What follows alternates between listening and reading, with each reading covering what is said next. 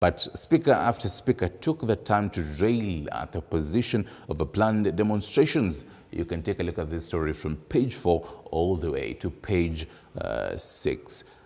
Another interesting story here, how Githunguri is guarding his billions in death.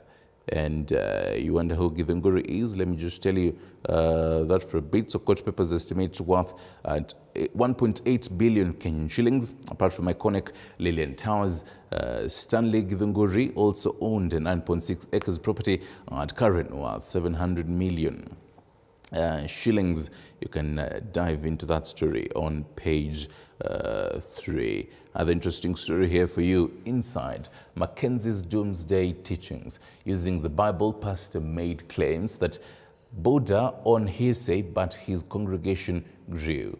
Page 5, page 8, 9, and 13.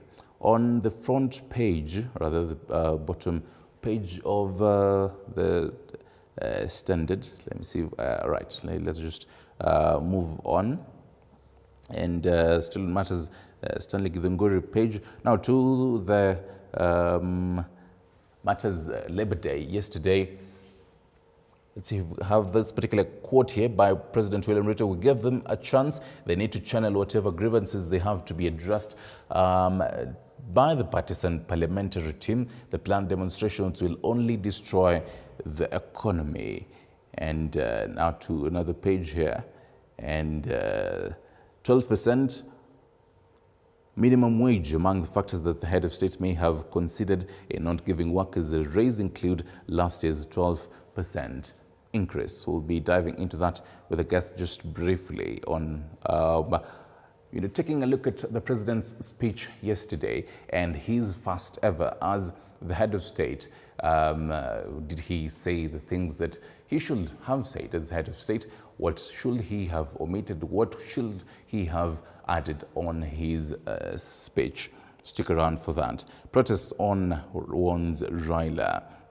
No, they aren't, say police, with a fresh round of demos set to begin today. As Azimio bosses say they do not need permit to present petitions, but President Ruto and security agencies vow to stop them.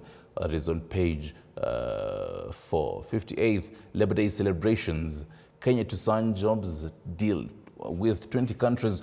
Ruto pledges. Let me real quick take a look at this. So President William Ruto, Deputy President Rigathi Gachagua, Cotu Secretary General Francis Atwoli and other top government leaders during the 58th Labor Day celebrations. And the government noted that remittances from Kenyan workers abroad had surpassed tea, coffee and tourism as top income source. President Ruto said that the German leader will be in the country on Thursday to sign a jobs deal, among other pacts. Quite interesting. On the front, rather the top page of the day or the People Daily, why cost of land in Nairobi has jumped to record high. On page 16. We'll be diving into that, matters the cost of land and how best you can actually get into matters real estate.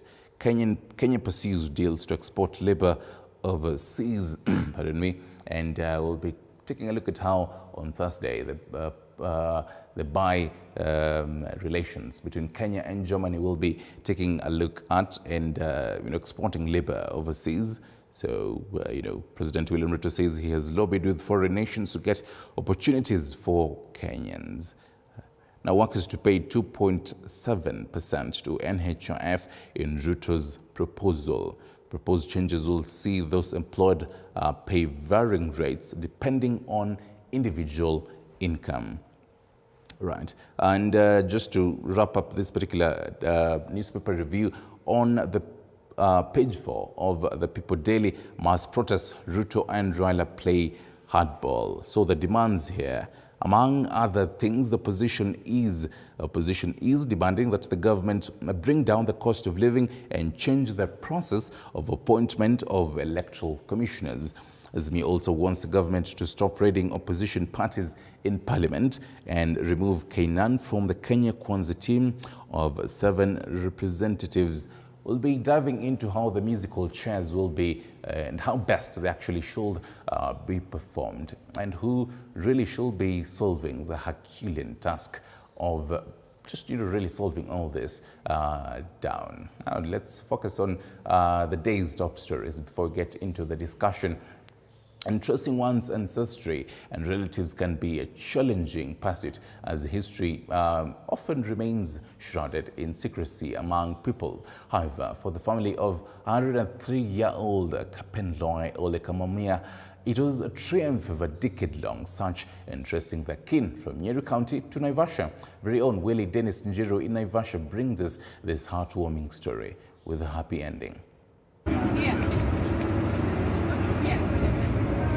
As we embark on a journey that takes us over 200 kilometers from Madera constituency in Nyeri County to Naivasha, Nakuru County, we come across the story of the Olekamama's family. The family is on an expedition to trace their father's century-old route to Naipara Jijik village, a rough terrain of over 70 kilometers to the Naivasha-Narok border. After hours of driving, the family finally arrives at their destination, where they are warmly welcomed by their long-lasting siblings.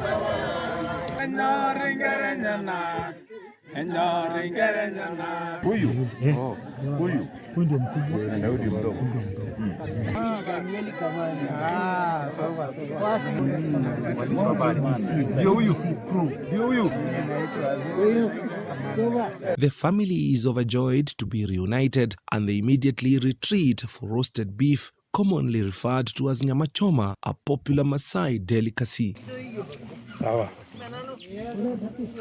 Na tukutarajia tutapokelewa vile tulipokelewa kwa shangwe, nyimbo za kitamaduni. Tumekaribishwa hapa, mlo tumeandaliwa, mlo ya mwaka. Fikiria appetizer ilikuwa nyama na supu kabla ya kwenda kula chakula nyingine. Sasa hiyo sisi hatutasahau. Hii ni kuonyesha ya kwamba sisi wote katika karibu Kenya nzima tuko mandugu. We are from the same roots, na tunaporudiana tutashtuka ya kwamba tutakuja kushangaa ya kwamba sisi wote ni ndugu moja. The history of Olekamamia is a fascinating one.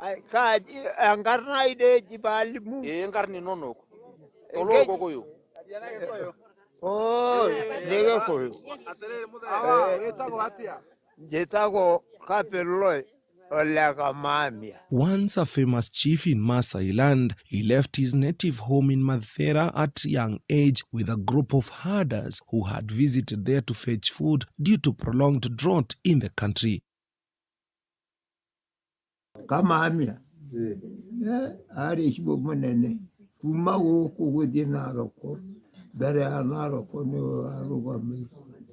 Nanegatene.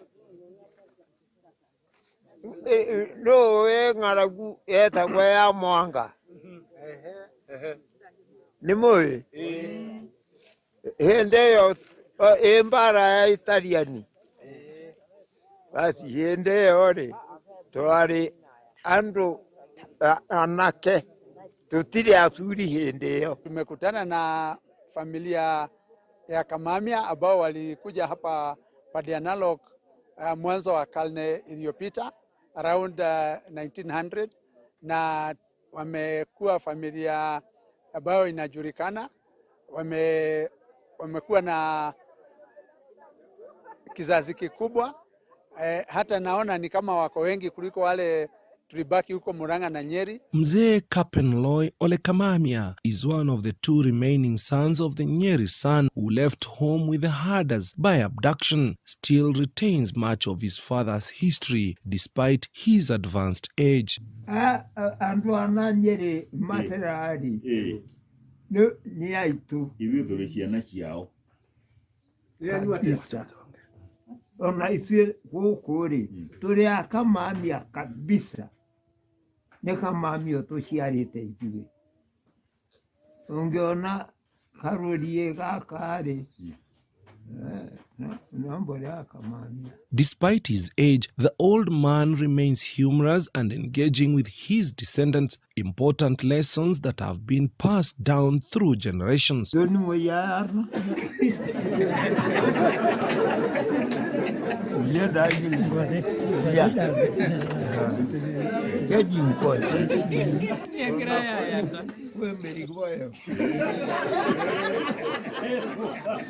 Parental blessings from him to an entire generation, numbering over 100 and belonging to the Kamamias family, are considered paramount.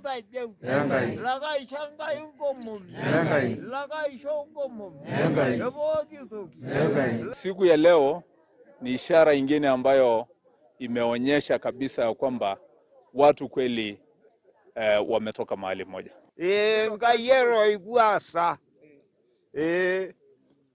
ni muno nindakana niguka kumenya andu anyu kuria moriire tutiorire no guka twokire guku.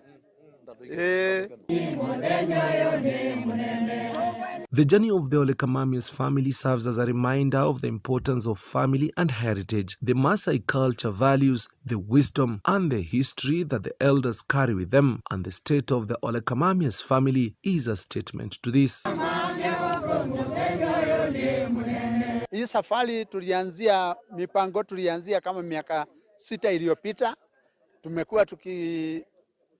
Tumekuwa tukijikakamua tukisema itakuwa ni muhimu tufike hapa, na kwa wakati huo tumepata shida kwa sababu wengine wale tulioanzisha nao wameaga, wametuacha na hawakufika hapa. Kwa hivyo yale ningesema sio rahisi, haiko rahisi sana kufika hapa. Na ninkwenda antware their story serves as an inspiration to many, reminding us that our past is a significant part of our present and future. Reporting for TV 47 from Naiparajijik village, Naivasha in Nakuru County, I'm Willie Dennis Njiru.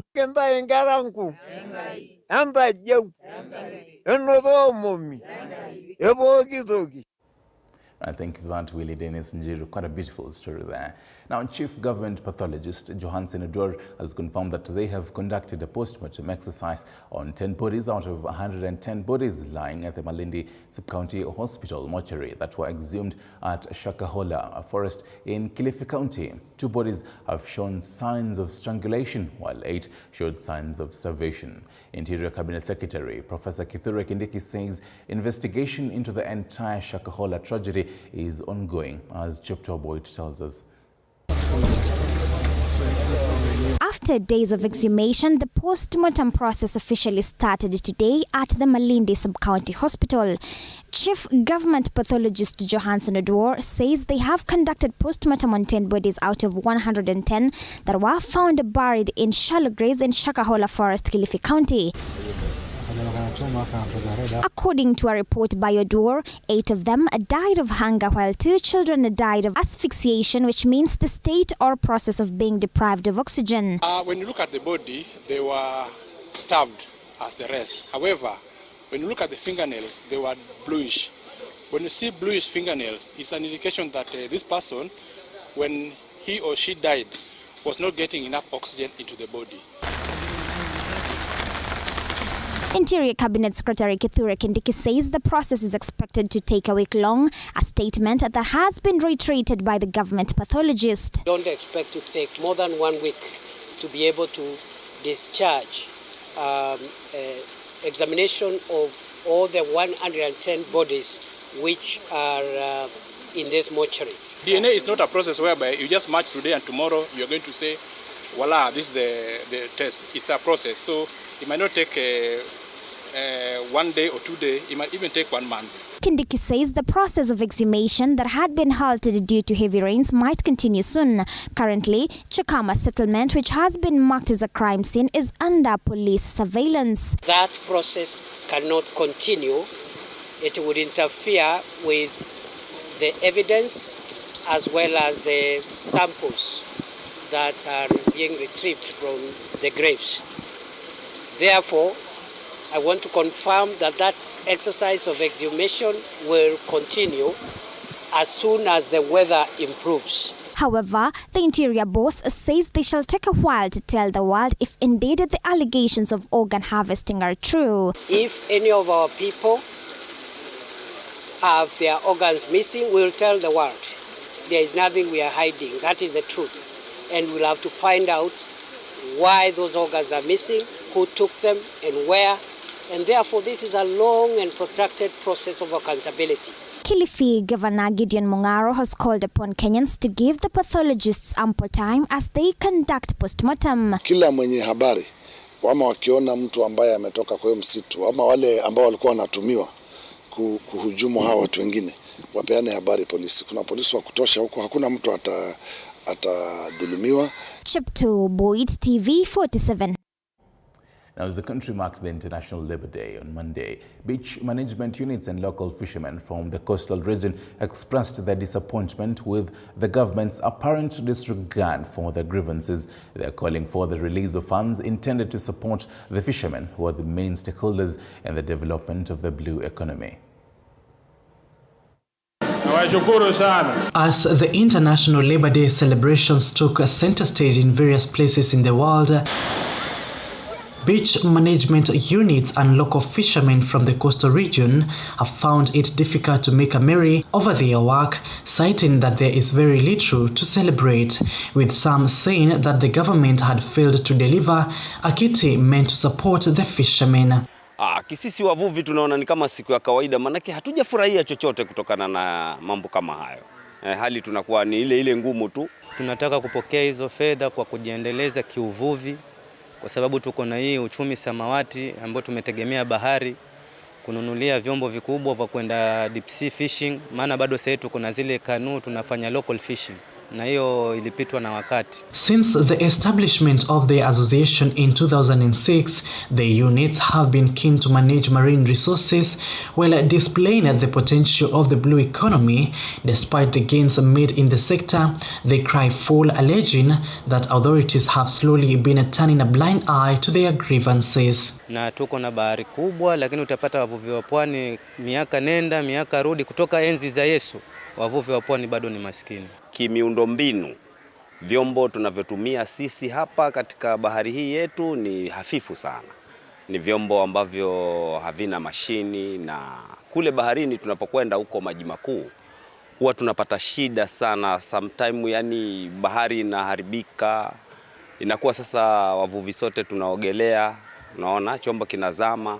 Fisheries production in Kenya was estimated at 163.6 thousand metric tons in 2021, while the demand is presumed to have increased due to population growth.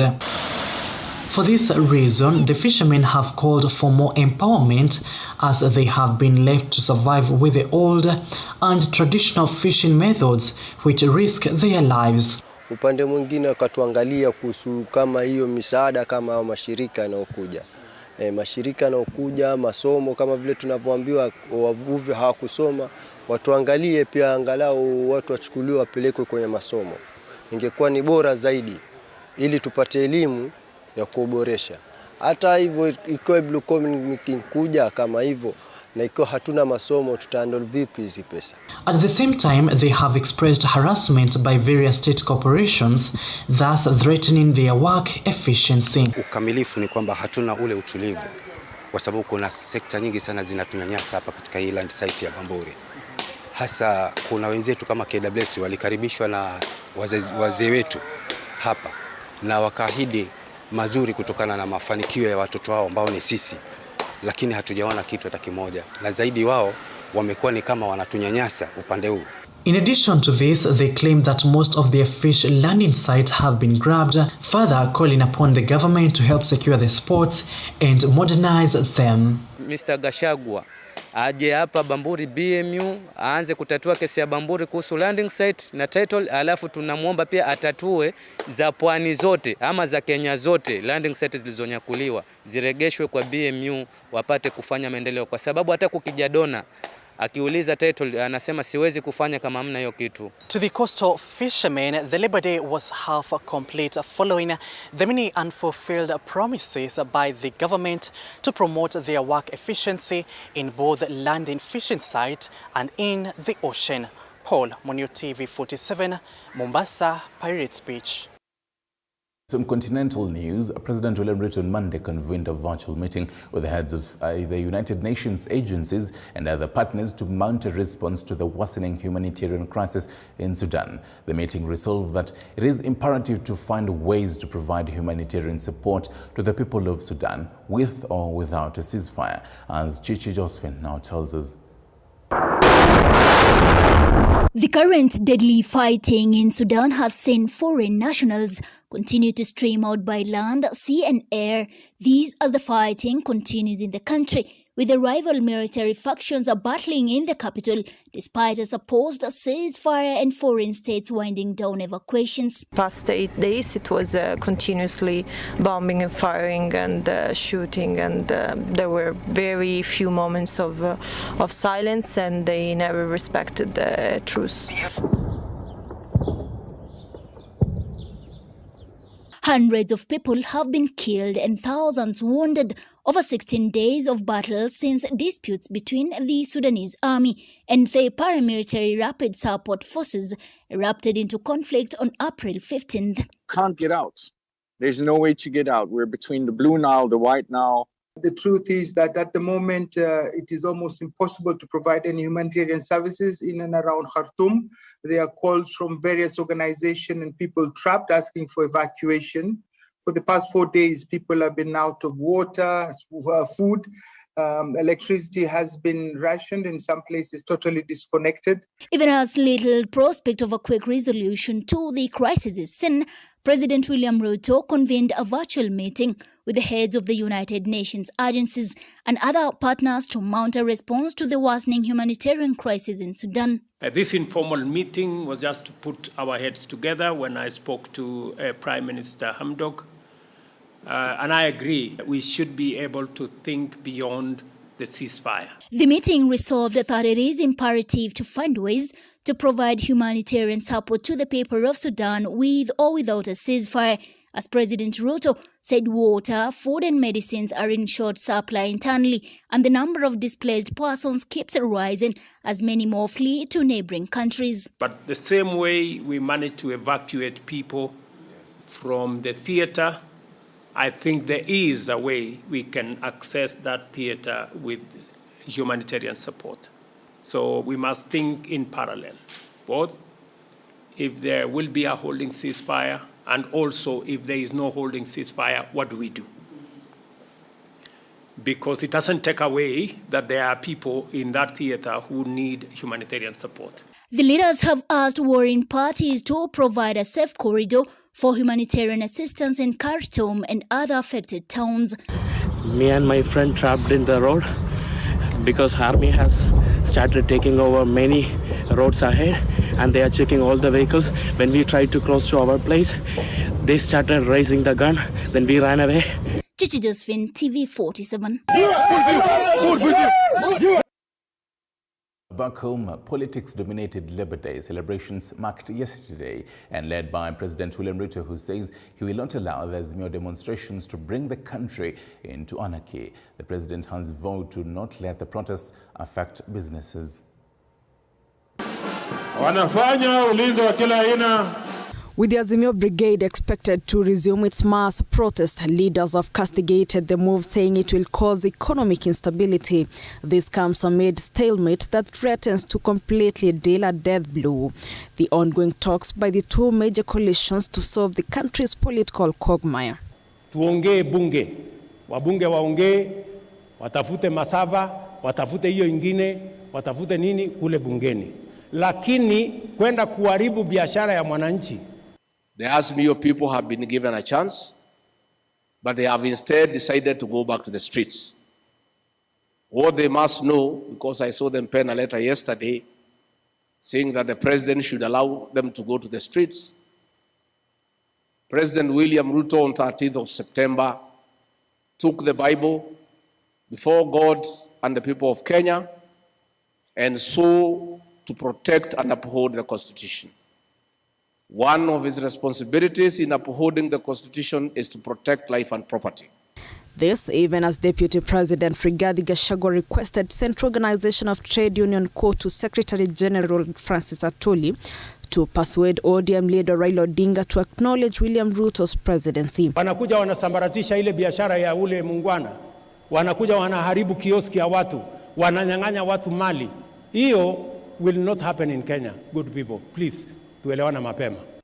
We avoid this issue of maandamano. I'm not competent to advise you. I'm not competent to advise Raila Odinga, who is my brother-in-law. He started politics at the age of 14. Whom am I to advise him? Atwoli, who was once a close ally of Raila, advised workers to boycott the protest organized by the opposition leader that have been scheduled for Tuesday. The several times the Azimio people were in the streets, there was no demonstration. It was destruction of property, looting of private property, killing people, and injuring others. Security. Asante sana kwa kazi nzuri mnafanya. Politics took center stage at the 58th Labor Day celebrations, a day set aside to celebrate the Kenyan workforce as leaders called on the Azimio Brigade to call off the mass protest in a bid to protect Kenyan businesses. Flora Limuki, TV47, Uhuru Gardens.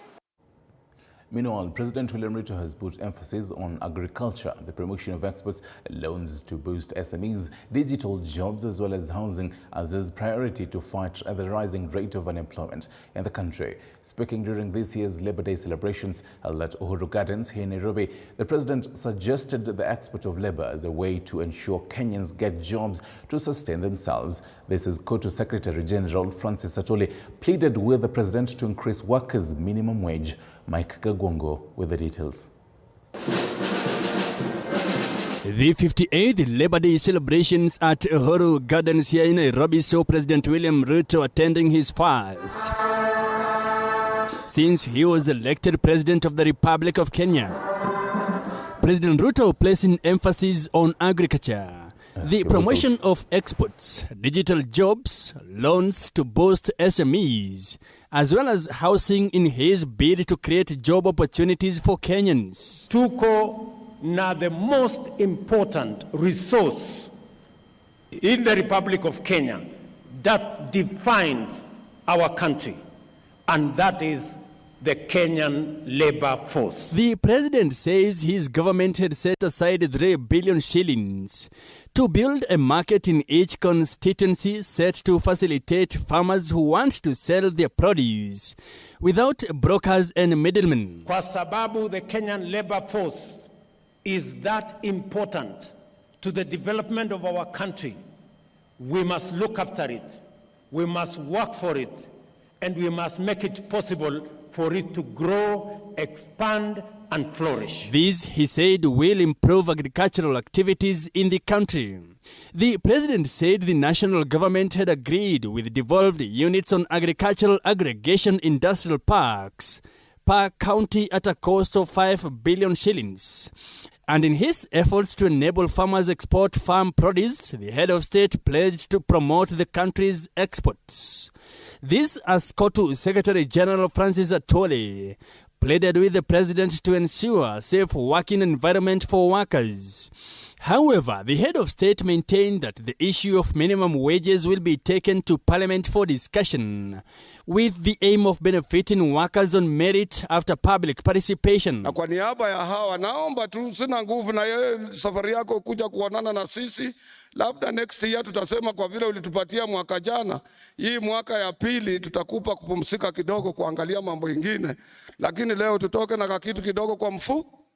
That one I leave to you, Your Excellency. Nyinyi kama bunge mutatembelea hawa wafanyikazi wa Kenya wote, walete mchango wao vile wangependa hiyo sera itekelezwe kwa manufaa ya wafanyikazi wote wa taifa letu la Kenya. President William Ruto maintained that the Ministry of Cooperatives will roll out a program that gives loans to small businesses as a way of boosting SMEs and enabling them to expand. This, he said, will allow them get 10,000 shillings and up to 200,000 shilling loans. Tumeleta kompyuta 20,000 katika zile TVETs.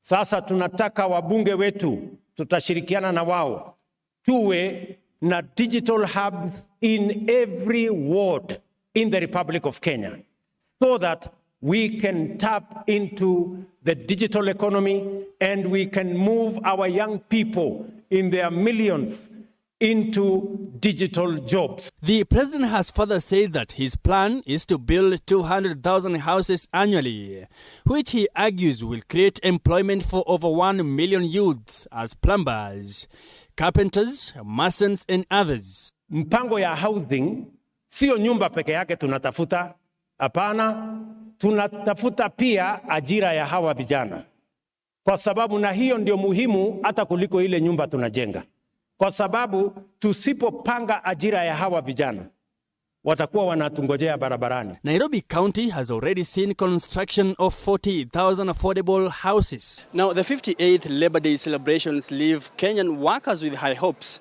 that the Kenya Kwanza government will look into their needs. In the next 5 years, Dr. William Ruto will be on the wheels as the president. Mike Kagwango, TV 47, Nairobi. President William Ruto has announced the reduction of monthly contributions for low-earning Kenyans from 500 Kenyan shillings to 300. According to the head of state, the changes which will be effected in the month of July aim at promoting equitable contributions, with every Kenyan contributing 2.7% of their earnings. Zainab Mohammed with more. Speaking during the 58th Labor Day celebrations, President William Ruto announced changes in NHIF contributions to ensure equitability among contributors. According to the head of state, the current contributions are unfair, especially to the lowest paid workers. Tumebadilisha the contribution mechanism and the contribution formula. Sasa yule ambaye mlikuwa mnalipa kwa NHIF shilingi 500, sasa tutateremsha chini ikuje shilingi 300 kwa wale mmekuwa mkilipa shilingi 500. Na mimi ambaye ni rais, ambaye nimekuwa nishikilipa shilingi 1000, sasa mimi nitalipa shilingi 27,500. Na hao wengine katikati hapo watalipalipa hapo kidogo kidogo namna hiyo, so that we have an equitable contribution mechanism. Further, Ruto has emphasized on the adoption of a promotive health plan that will focus on the role of community health promoters in achieving universal health coverage. Ruto adding that his government will employ a total of 100,000 community health promoters whose pay will be drawn from contribution from the national government and the respective counties from which they come from. Almost all the counties already have community health promoters. What we are going to do as national government is to agree with them on how we are going to remunerate these community health promoters. And we are going to share 50-50. Every county that contributes whatever money, we are going to match the money you are contributing, in making sure that we have community health promoters that are going to help us to prevent diseases, to promote health among its citizens in a manner that ensures that we begin from the bottom going up. The head of state also announced plans to decongest the country's national hospitals by empowering level 3, 4 and 5 hospitals to handle patients with mild sickness.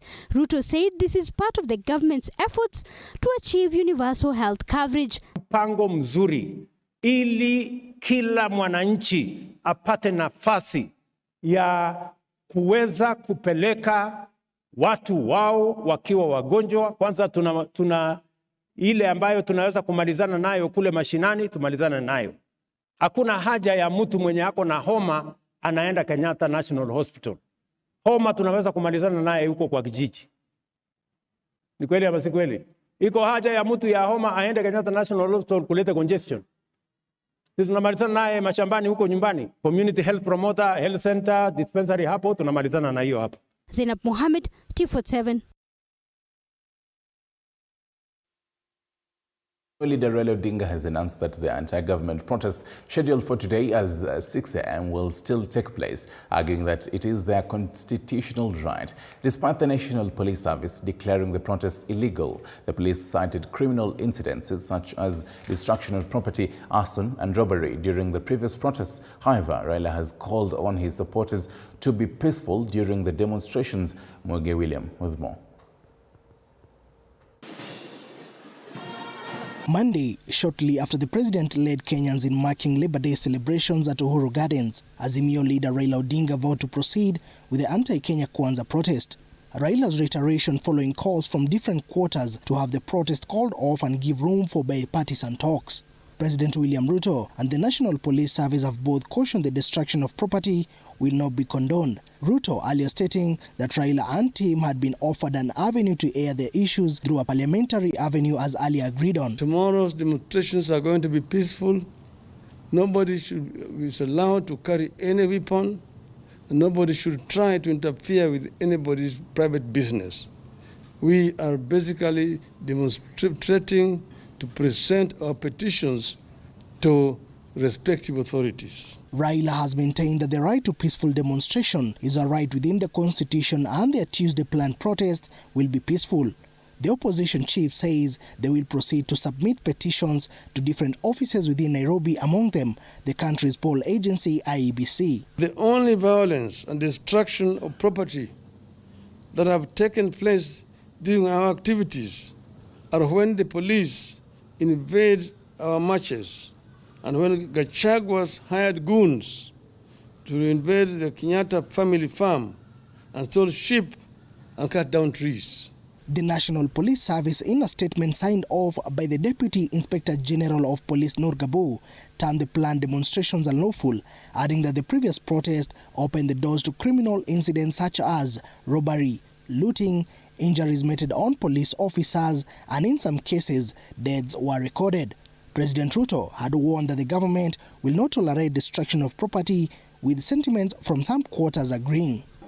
Wewe unakuja na goons na wahuni 1,000, 2,000 wanakuja wanasambaratisha ile biashara ya ule mungwana, wanakuja wanaharibu kioski ya watu, wananyang'anya watu mali.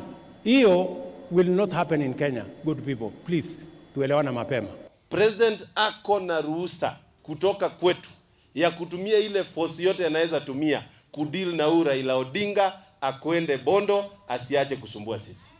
Tunaomba venye serikali ilikuwa imesema waweze kuongea na hawa watu ya Azimio, waweze kuongea na upinzani, waweze kusikizana, sababu Kenya ni yetu zote. Wakati sisi tulikuwa primary schools, Raila Odinga alikuwa anafanya hii kazi.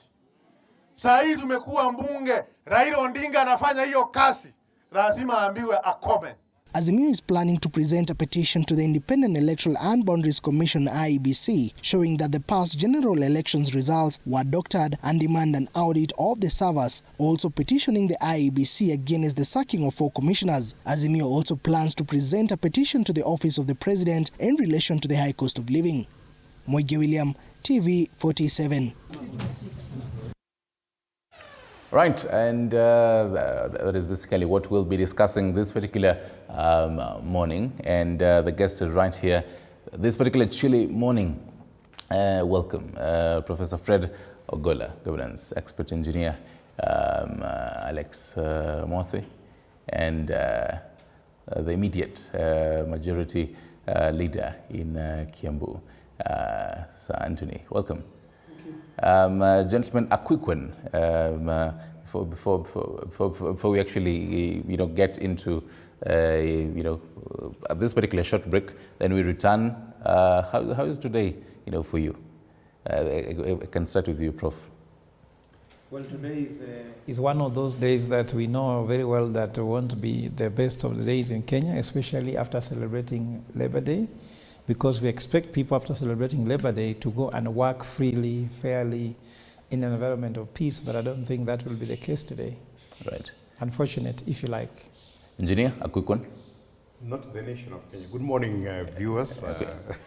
Thank you very much for having me once again. Mm-hmm. I think the letter from Azimio has stated that the demonstration would only happen in Nairobi.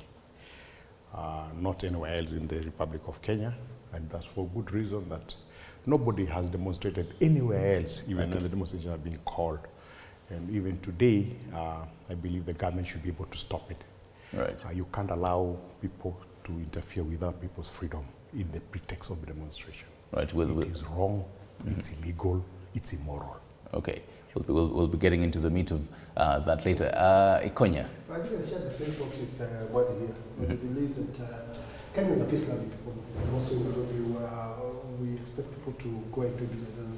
Kanga said, having come from yesterday, Labour Day, we expect people to go and hustle and do their stuff. So we don't expect anyone to just come and interfere in people's business. So I think the government should not even allow it at all.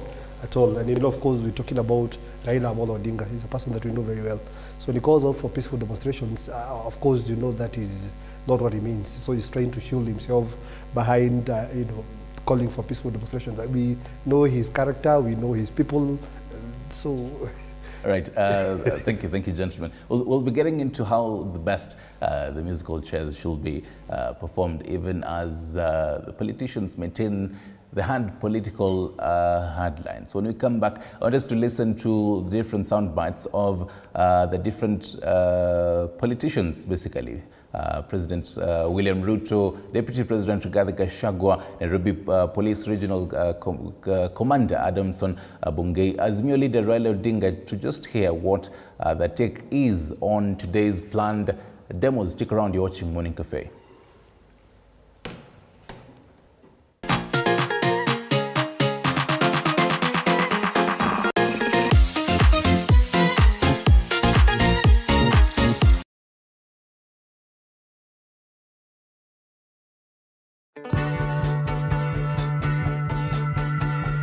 Wakati mwingine kama weekend, mimi najiachilia. Hata ukumbuki history. Nikifika watu wangu wakinipokea na kupokeleka. Umeset the mood. Nimeset the mood. Naweza kupokeleka. Nikitumai kwamba mzima popote pale ulipo, nikikukaribisha katika kipindi Mfahamu Kiongozi. Jina langu Elizabeth Mutuku. Katika kipindi Mfahamu Kiongozi tunakupa nafasi kutangamana nao kila siku ya Alhamisi kuanzia saa 1:30 kuendelea siku nyingine. Tutapatana papa hapa umjue kiongozi mwingine. Jiunge nasi toka hapa hadi ufuoni mwa bahari. Meli yetu itakapotua nanga kwa uhondo ribo ya riwaya hii mwisho wa kosa. Monica.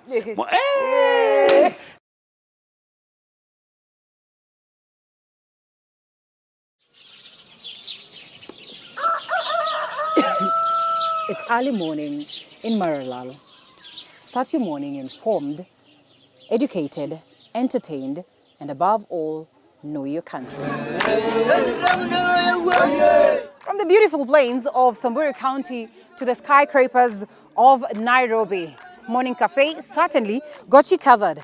Indeed, a beautiful place to watch and certainly a moment of understanding and knowing your country. Indeed, to the remotest parts of every county. Join me, Linda Alela, every weekday from 6 a.m. to 9:30 a.m.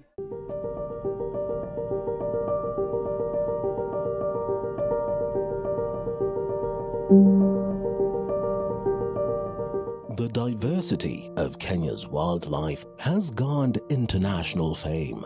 This is pellets that we give to the tourists, the giraffes. We ration because we don't want the giraffes to eat too much of this. We want them to have more of the natural browse. We may not always get the opportunity to go out to see the wildlife, but you'll never miss the opportunity to see it from the comfort of your couch. This is home to animals that have been found out there either injured, abandoned, or confiscated from people who are holding them illegally. Only on TV47 Wildlife, every Sunday at 7:30 p.m.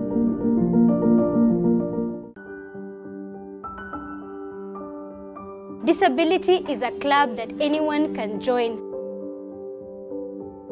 I live with special needs. It means I have a limitation. There are things I can't be able to do personally myself. And in our journey to talk about disability, we tell the stories of those with disabilities and even sit with specialists to understand what it means for those affected directly and indirectly. Everybody's life, mine has also been faced with ups and downs. If it becomes a self-stigmatized thing where you feel like you are judging yourself too harsh. This particular morning to the far, Anthony Konya, former majority leader in Kiambu, Engineer Alex Mothi, governance expert, and Professor Fred Ogola, governance expert. And before we get into the conversation as promised, let's dive into the sound bites which will actually form the basis of our conversation this morning. Haiwezekani sitaruhusu mali ya mwananchi kuharibiwa, biashara ya mwananchi kuharibika, kazi ya mwananchi kuharibika, watoto wetu ati wasiende shule, ati kwa sababu kuna watu wanataka kutulazimisha ati tugawane serikali. That one will not happen, good people. Tuelewane tu mapema kwa sababu that is the Kenya we live in. We are a democratic country and we want the best for everybody. Respectfully, I want to ask my friends, tumekubaliana badala ya kuharibu mali ya wananchi, badala ya kuharibu biashara ya wananchi, badala ya fujo na vita,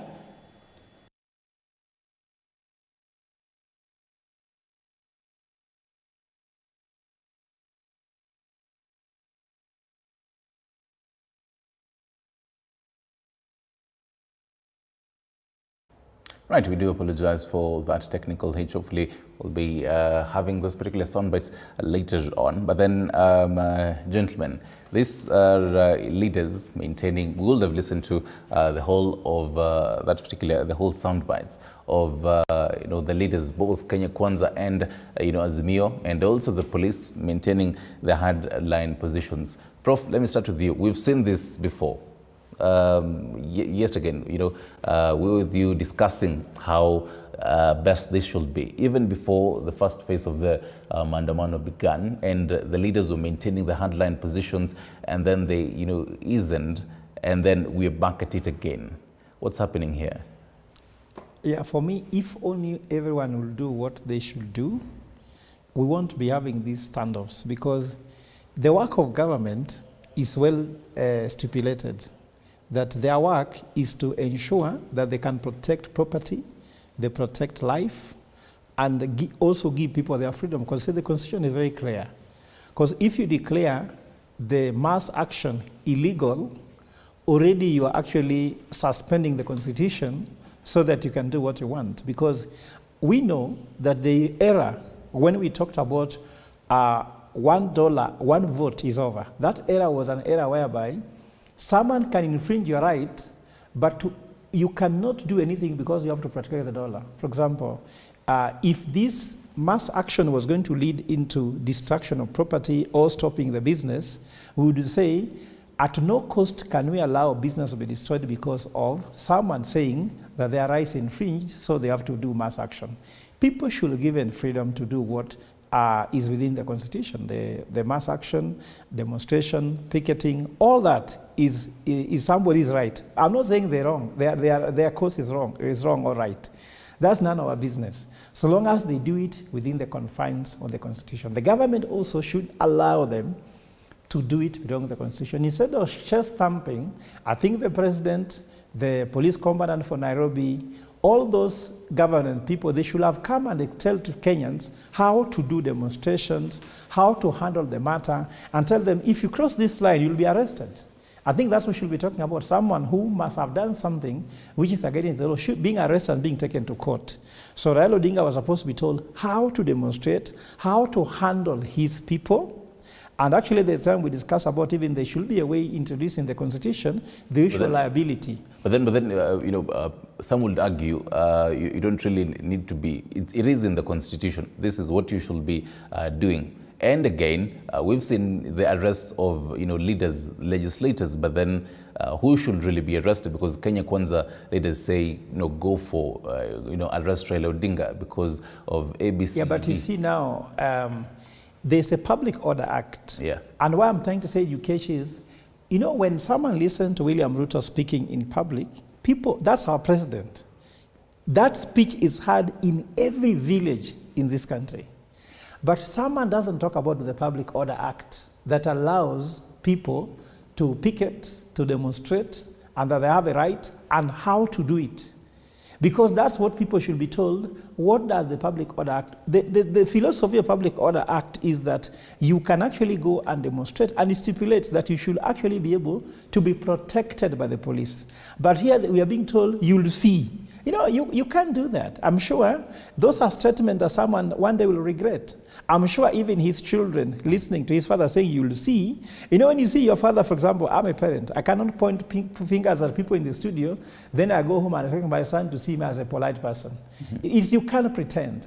So I'm trying to say, when Public Order Act was brought, it was that you have a right to demonstrate, picket, but at the same time, in an environment that you can enjoy it. Every right should be enjoyed, like right to life. We cannot tell you, you have a right to life, but you're going to be miserable. So you had Raila Odinga said, go to the street, don't carry any weapon, don't carry a stone. On the street, all we have seen normally is that the person who shoots to start creating trouble is the police.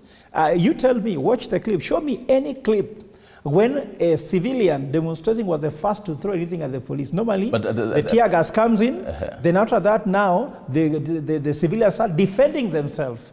I can tell you, Stanley, you should be able to go to the streets of Nairobi, demonstrate in a suit like you're dressed, and no one should touch you. You should not carry a stone, shouldn't carry anything, and the policeman should just look for how to protect to ensure that people's property are protected. But at the end of the day, even as engineer, you come in, at the end of the day, it will be unfair to say that,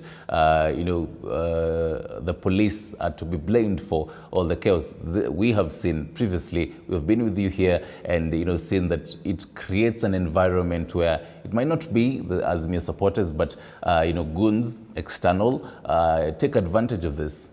Stanley, what is wrong with Kenya? Is Kenya the only country where demonstrations take place? No, they take place everywhere else. Are they peaceful? Yes. Why are we having chaos in Kenya? We lack leadership in Kenya.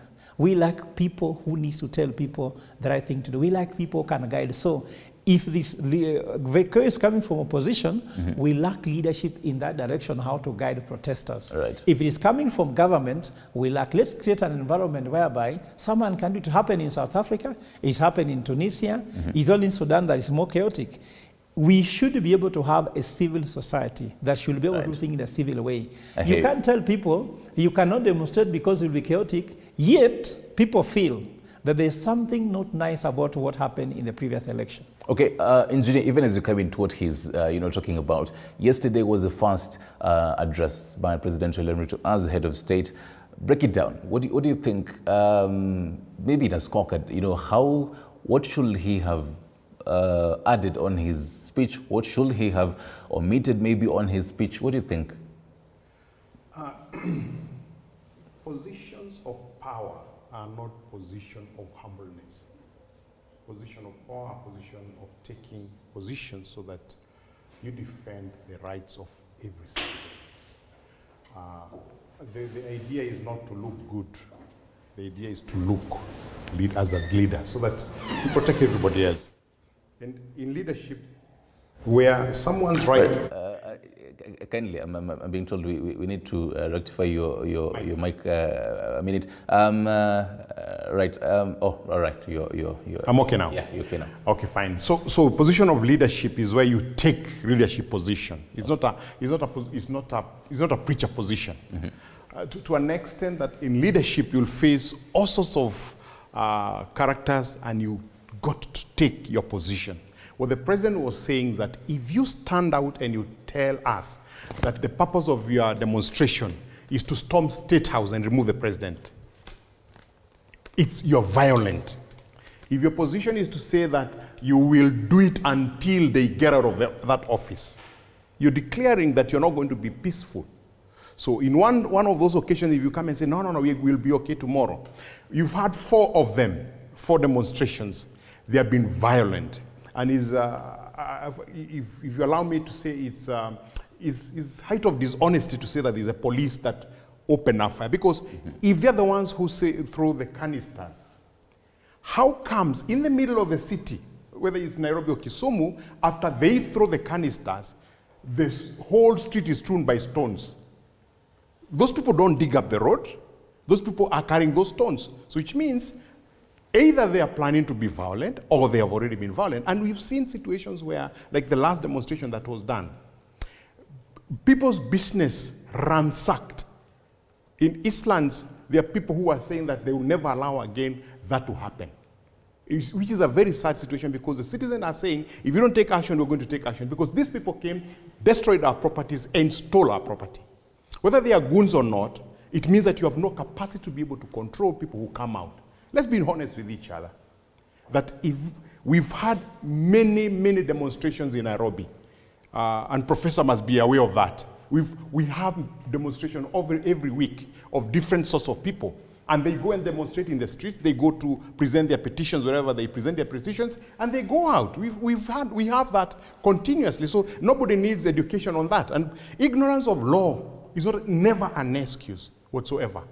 Who doesn't know what's a peaceful demonstration? Everybody knows that you don't have to be weaponized. You don't have to threaten others, because your purpose is to present a document. When you say I'm going to demonstrate along Nairobi, and in that statement you say there are no businesses along the route that you are going to demonstrate, are you not being dishonest?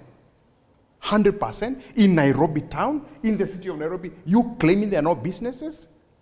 For me, that's the dishonest that is there. I think Article 37 envisaged that people would demonstrate, like we've seen various groups demonstrating in Nairobi, and go to the various offices and present petitions of the issues, and then they go home. Mm-hmm.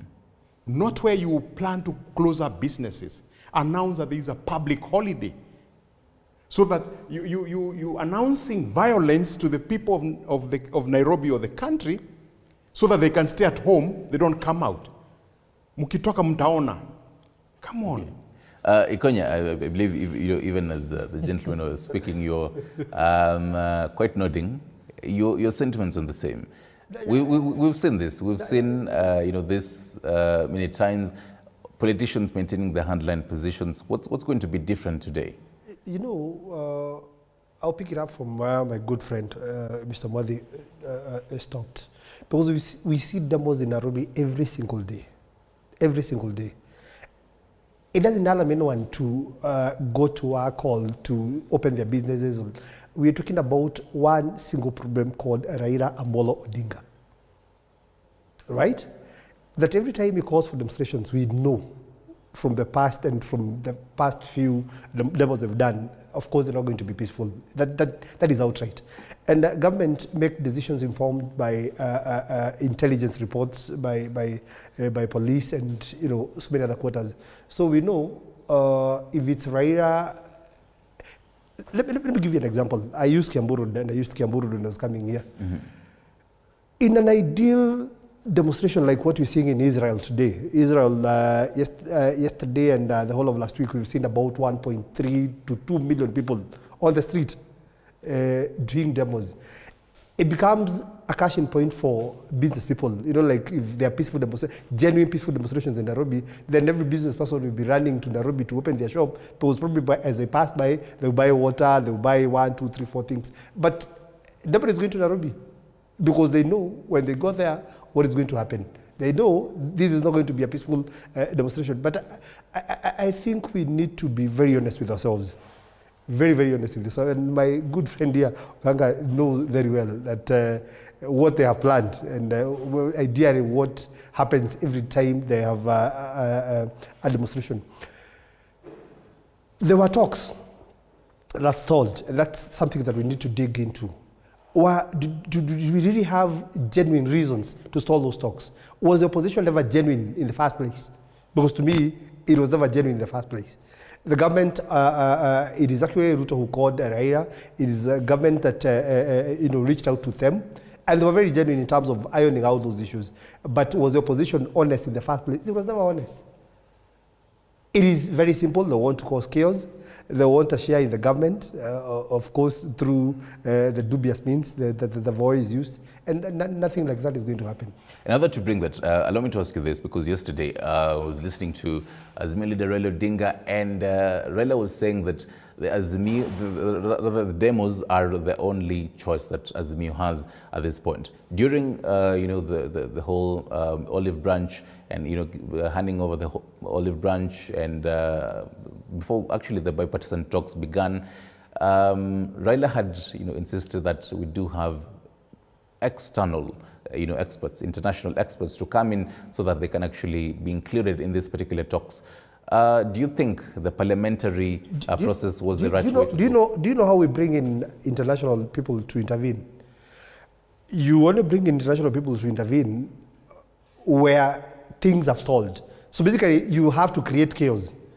And it has to be seen like you cannot solve your own problems. That is how you invite other people to come in and solve your problems. And basically, that's Raila for you.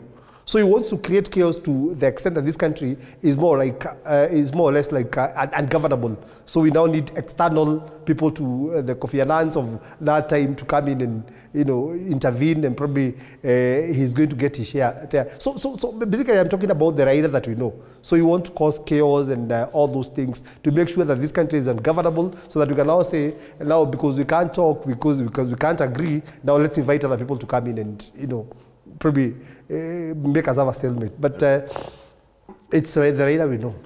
Prof, still on the same, was the parliamentary process the right way to go? Midway, we've seen, the National Assembly Speaker, Moses Wetangula, say that he will actually ensure that he midwives this particular process and ensures that they iron out all these particular issues. But as of now, these talks have stalled. Was the parliamentary process the right way to go? No, not at all. Actually, Stanley, you're aware that even yesterday I had a press conference yesterday at Suari Gardens in Kindaruma Road, and I was saying, and I said before, actually this is my second press conference, saying, our civil society, under Operation Indo-Gatuzi, which is the umbrella body for civil society, we believe that multi-partisanism is the way to go, not bipartisanism. In fact, if you like it, the talks are failing because it is Raila versus Ruto. Let us use this moment to address the deep-sitting issues. In fact, engineer, let me tell you what. Why we are here is that we have accepted some bad manners in this country, whereby after an election, even if someone has no legal basis, someone can just come and start disrupting people by saying that they have followers. And someone says violence can be bought. So first of all, even before you go to these things, by the way, senior, let's look at it here. Already we have accepted a lot of bad manners in this country. So if we bring Raila Odinga on the table, Ruto is on the table, civil society on the table, religious leaders on the table, private sector on the table, let us look for the deep-sitting issues in this country. It must not be under bipartisan in parliament. I said, let us not go to parliament, let us go to Bomas. In fact, most of the things, Akiume report, we have the Kregler report, we have the TGRC report, we have very many commission reports which have never been implemented and there is no goodwill. I'm not saying I'll see engineer shaking his head, but I'm trying to say that what is important is let us address this thing and have a civil society first. You mentioned the example of Israel. Those people are very civil. And they have not allowed some bad manners to be entrenched into the system of the country. And there's something to do with the leadership which has come. So according to me, we would not be very happy to get someone from outside to be able to do this. But Raila Odinga said he wants a negotiation akin to the National Accord. Why? Is that he got something very interesting there in that negotiation, the National Accord, why he came into government. I'm not saying he wants to become to government. I've heard Martha Karua saying, we don't want nusumkati, we want full loaf of bread, and that full loaf of bread is in the server, so open the server. Right. So with that said and done, let me tell you guys, listeners also, it's important for us to know what is leadership, because engineer here says leadership is about being, coming and taking a position. Leadership is about followership. Followership means that you know where you are taking people, that you are a leader, you know what people are. If you do a survey now, the last survey ever done about this current Kenya Kwanza government, 75% of Kenyans believe that we are going the wrong direction. Repeat that thing. You can never check its statistics. It was done by very many media houses. It was published in The Nation that 75% of Kenyans believe Kenya is going the wrong direction. Having said that, it means clearly that what Kenya's government, the current government has, is what is called... As of 2022 or what? Yes, actually 2023, it was done. So I'm trying to say that what the Kenya Kwanza government has is what is called legal license. You are just there because you are sworn in. But if you have social license from Kenyans who are with you, that opinion poll shows they are not with you and they're not following you. And that's why even when Raila calls for this mass action, there are so many people who come to go for those mass action. And that's another evidence. So leadership is about followership. Then also leadership requires humility. Uhuru Kenyatta had it all, but he said, okay, for the sake of the deep-sitting issues in this country, let us do a handshake and let's do BBI. The handshake of Uhuru and Raila did not come into Uhuru's government. And I think that even to say Raila wants to come to Ruto's government, that is just the people talking about it. He has not said he wants to. Maybe these people are like God who knows what is inside Raila's head. And I said, let God be God. Do you feel like the fact that it's so predictable. Both of them are maintaining the handline positions is being egocentric as akin to because, when you compare to Uhuru being humble? Yeah, because that's what I'm talking about, the issue is that the president called for dialogue. I was so happy with that. In fact, I was very happy with the president. Then Raila Odinga went and came out with a team of 7 on his side and gave them terms of reference on what to negotiate and the issues to do, isn't it? I was also very happy that in the front of State House, Kenya Kwanza government came out with a team of 7. Okay. And I was saying, now let's talk about it. Let them discuss their issues and let Kenya focus on their business, going to work, putting bread on the table, because we are hustling. We have to go to work. And then eventually, I started hearing, outside this negotiation team, Kenya Kwanza rubbishing and saying we just wanted a way out of it. Regarding Gachagua to mention, he said it was an exit strategy out of mass action. So which means they were not serious. So if you tell me that opposition was not serious, Raila set up a team with terms of reference to do it. So how these guys were talking outside, for example, if you are negotiating a job with me, Stanley, and you're hearing people with my team saying, Stanley cannot be hired here, he's wasting his time. How will you feel about it? That is not the right thing to do. So leadership, last to finish. Okay. This is to the president. Raila has considered all his options. Right. No matter how good he is or bad he is, he's thought about, for example, just retiring and going home. I think he must have thought about that. His advisors must have told him. He thought about maybe just waiting to prepare for the next election. He must have thought about it also. No, he has gone for mass action. The fact that he has gone for mass action, he's not going to retract about it. Right. Now, the question to you, Mr. President, is now what is your approach to where Raila has put us as a country? And leadership is about hard times. We want you to take us through these hard times. Okay. And that's where your legacy will sit on. Okay. How you navigate these very hard times we're having. Economy is hurting. Raila is hurting it more with the mandamano. We Kenyans, we are not in charge of Raila. You are the president. You are sworn in. You are the head of state. Navigate us through this. Your option, don't blame Raila. What we want to know is what is your way out of this situation? Workers came to you yesterday. They asked you for a general wage increase. You never said anything about it. People are discussing about cost of living. They are still suffering. Right. All these issues are making Raila very relevant. Allow me to engage Engineer here. I'll borrow your leadership notes later on. Engineer, he speaks about matters, the whole coalition and matters, bringing matters, everyone on the table. And this brings up the whole topic of matters handshake. And in 2018, when former President Uhuru Kenyatta and Raila Odinga, stood and had their handshake, for 5 years later, we didn't see protests on the streets. And he also speaks about matters, being egocentric and matters of humility. Will it hurt the country to have a handshake akin? Because President William Ruto was for the idea of having an institutionalized office of the, opposition leader. Will it hurt the country having a handshake? We need to choose what we want, whether we want a democratic country, meaning that we will rule within the law. We gave ourselves a constitution. We're not using somebody else's constitution. It's one that we debated for about 25 years and agreed on that constitution. My position is that the best way to move forward is not to go with people's idiosyncrasies, but to go with that constitution that defines what leadership is, what needs to be done. In 1997, an election's done. You had Mwai Kibaki, Raila Odinga, you had Ngilu, and Raila Odinga and Kibaki disputed that election.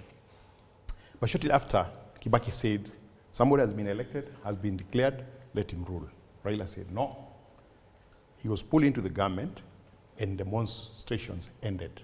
2002, we were fortunate that he was part of the winning team. But within 2 years, demonstrations were already again on the streets because he couldn't agree with the president at that time. 2007, election is stolen, demonstration around the country, he's made prime minister, demonstrations end. 2013, from 2013 up to 2017, we had what you remember, we had the Monday demonstration on a daily basis. Nothing changed in 2017. In 2018, a handshake takes place. He became the de facto vice president or deputy president. He became part of the government. There's no denying that, by fact, not by law, by fact. He became part of the government and demonstration ended. Did anything change? No. Did theft continue? Yes. To the extent the president admitted that 2 billion shillings was being stolen on a daily basis under his watch, meaning about 1 trillion shillings was being stolen. Was the cost of living high? Extremely. By 2022, May, a packet of 2 kilogram maize flour was going for 230 shillings. And when other people started shouting, Raila Odinga was the first person to say, "Mnabweka kama umbwa." For him, it didn't matter because he was part of government. Today, my brother, give him a position in the government, make him a core principle in the government, demonstrations will end and nothing will change. That is the height of dishonesty. Right. Now, when this demo started, when this whole concept of demo started, because we can't live in a vacuum. We have to live within the knowledge that we have on the process. What triggered it? It's that Ruto is illegitimate in State House. We need to go to State House and get him out. We'll do demonstration. It didn't trigger well with the people. So on the second meeting in Jacaranda, food was thrown in as a cost of living. So we went to demonstrate, not because we want to remove him, but because the cost of living is high. And then, of course, the other riders of the server opening, the other issue of returning the commissioners, the 4 Cherera commissioners. Yeah. We go on until the day the president, on a Sunday afternoon, he comes out to us and he says, "Look, I've considered this whole matter and I want us to sit down and talk. But we'll talk about this one thing. This IEBC situation that we are trying to create a body for 2027. So creating a referee, let's discuss about that. The rest of the matters, the government will take care of it. Because if you're talking about Cherera, they resigned. One would say they were forced to resign, whatever the case, but somebody has resigned, you can't pull him back into a position unless you have another negotiation with them in terms of returning them. He was very categorical what needs to be discussed. And now the bipartisan, because you want to work within the law, which is this situation that causes us to start talking about critical reports now, talking about normal reports coming up again. What are we talking about? What if on that Sunday afternoon when President William Ruto was addressing, he would have opened, and have a wide berth of what to discuss, and not just limit? Will we be having this, planned demos? He was addressing an individual, because you can't address issues in the vacuum. You have to address the issue that is raised by the person you want to talk to. And in those issues, about 6 or 7 of them, this was one issue that he, in his position, thought he needed to be discussed. Now, do we have laws in terms of how to appoint commissioners of IEBC? Of course we do. And already the process had begun in terms of appointment. But because there was a complaint, and because you're appointing a referee, he must have stepped back and said, hold on. If people have a doubt in the referee, then I have a problem in 2027. But the rest of the issue, cost of living, it didn't start yesterday. The government is already doing whatever needs to be done, and that's why a government is voted in to do that. You want an American to come and tell you how to lower your cost of living? Well, he's the one who has helped you to make it where it is. What are you asking him to come and tell you? You understand where I'm coming from?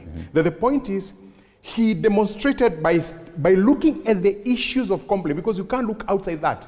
You can't say, oh, these people are complaining about IBC, opening server, they were sorted out with the code, the food, the what have you.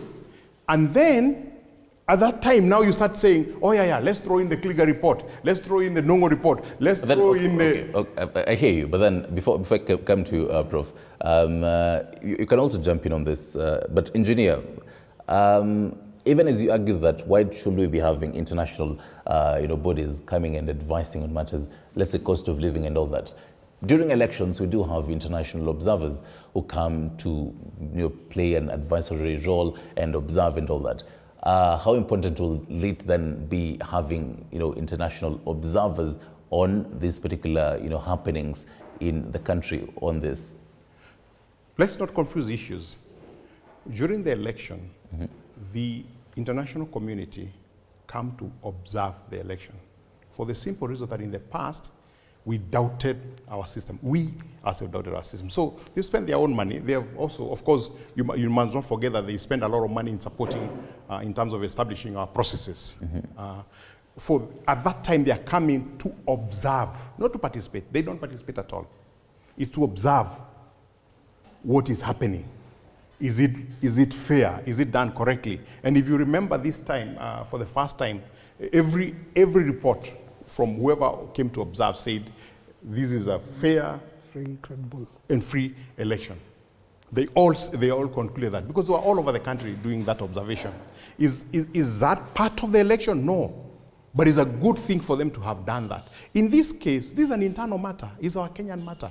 Why do you want to keep calling people to come to you when you're discussing your own things in your house, in your wife? But then at the end of the day, it leads up to, we're in 2023, it does lead up to 2027. All these particular events do lead up to 2027. Allow me to get into this. Yeah, so far we've seen the bipartisan teams, they have met twice, the co-chairs, but then at the moment they have stalled. What was the significance of these talks so far? Have they bore any fruit, as much as they might have been stalled at the moment, but in retrospect, might they have had their own significance? No, I agree, but I'll tell you something. If you look at the kind of talks that we ought to have, and rather what the parliamentary delegations ought to be doing within the frameworks of law, if you ask me, if you look at the issues that were slimmed down for discussions, like for example, the cost of living. The cost of living is something that has been discussed. I remember even a day before they set up the two teams, that was a discussion in Parliament. And it's the responsibility of every government to look at issues of cost of living and what have you. And the government has been deliberate on doing these things. And the president has been very particular, especially when it comes to the cost of living. And they say, let's not look at subsidies in terms of, let's not subsidize on the end product. Let's subsidize on the production part of it. That is why we have subsidized fertilizers and what have you, so that the cost of production becomes low, so that the end product, again, becomes low. And that is a key thing. So my question has always been, what is this discussion around food issues? What is, because we are talking about a Raila that we know very well. Modi has told you, when he came into government, when he came in because you can't tell me that Raila was not in government in the last regime. He was in government, of course. We all know that. Probably, no, he didn't have any title legitimately, but you see, what makes you in government? Rather, what makes us believe that you're in government? Because he is calling shots. He could even demand for things to be done. I know so many things that he was able to push around and make President Uhuru Kenyatta do, and things and functions in government, move and do things. So he was in government. If that is, and it is still the same question that I was asking engineer here. If we do see the same, at this particular time, where we do have Raila there, and he also calls shots. Maybe as the leader of opposition, will it hurt the country? It's going to hurt the country because nothing changes when the Raila comes. It's only that he's the only person who benefits. Because I'm talking about, we have a constitution that is very clear about how governments are put in power and the legitimacy of a government. And we have one in place. So these ways of you can only keep quiet and you can, once you're in government, I mean, that's not the way to get into government. So basically that's what I was saying, and I was telling you. Yeah. What we need to look at are these issues that we're talking about here. The issues that are taking, for example, look at the issue of the IEBC and the opening of servers. It is very clear, the Constitution is very clear about how to go around it. So if you look at all the demands that they have, they are non-issues. This is a person who just wants to create chaos. Cost of living is something that Parliament can do. And I want to disagree with my good friend here, Barokanga, Professor, in terms of how we should go around this thing. Because I want to believe that we don't need to involve everybody. The Constitution is very clear, Article 1 of the Constitution is very clear, that we can exercise our rights as people through elected leaders. So basically when we have members of Parliament who have been elected by us, so there is legitimacy when they go and sit and discuss things within the framework of the Constitution and the set out laws. Right. You know?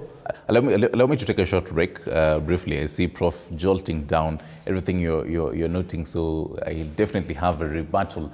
I'm not even done. So once we get back, I'll finish up and then we'll pick it up. Most definitely. And to dive deeper into matters, the electoral reforms in the country, keep talking to us on the social media platforms below your screens. This is Morning Cafe. We'll be right back.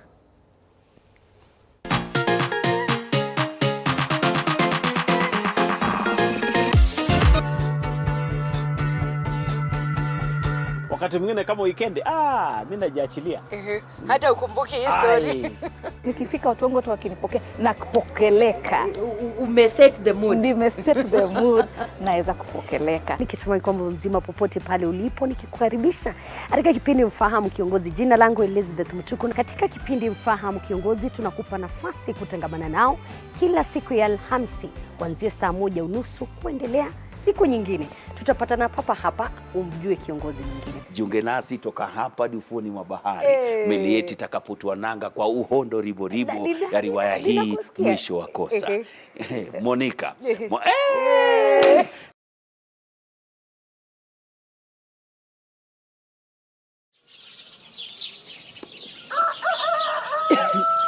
It's early morning in Maralal. Start your morning informed, educated, entertained, and above all, know your country. From the beautiful plains of Samburu County to the skyscrapers of Nairobi, Morning Cafe certainly got you covered. Indeed, a beautiful place to watch and certainly a moment of understanding and knowing your country. Indeed, to the remotest parts of every county. Join me, Linda Alela, every weekday from 6 a.m. to 9:30 a.m.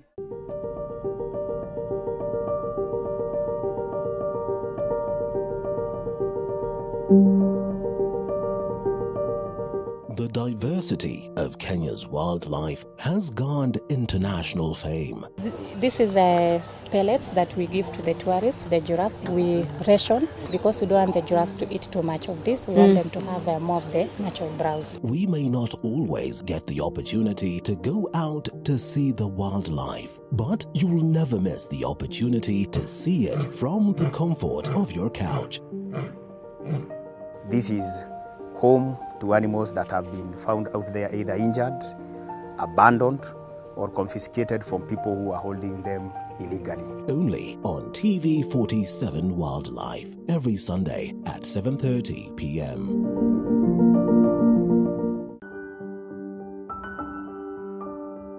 Disability is a club that anyone can join. I live with special needs. It means I have a limitation. There are things I can't be able to do personally myself. And in our journey to talk about disability, we tell the stories of those with disabilities and even sit with specialists to understand what it means for those affected directly and indirectly.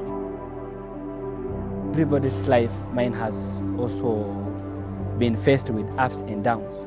If it becomes a self-stigmatized thing where you feel like you are judging yourself too harsh, you blame yourself, and you perceive that it happened because you failed. Join me, Zainab Mohammed, on Beyond the Limit every Saturday at 7:30 p.m.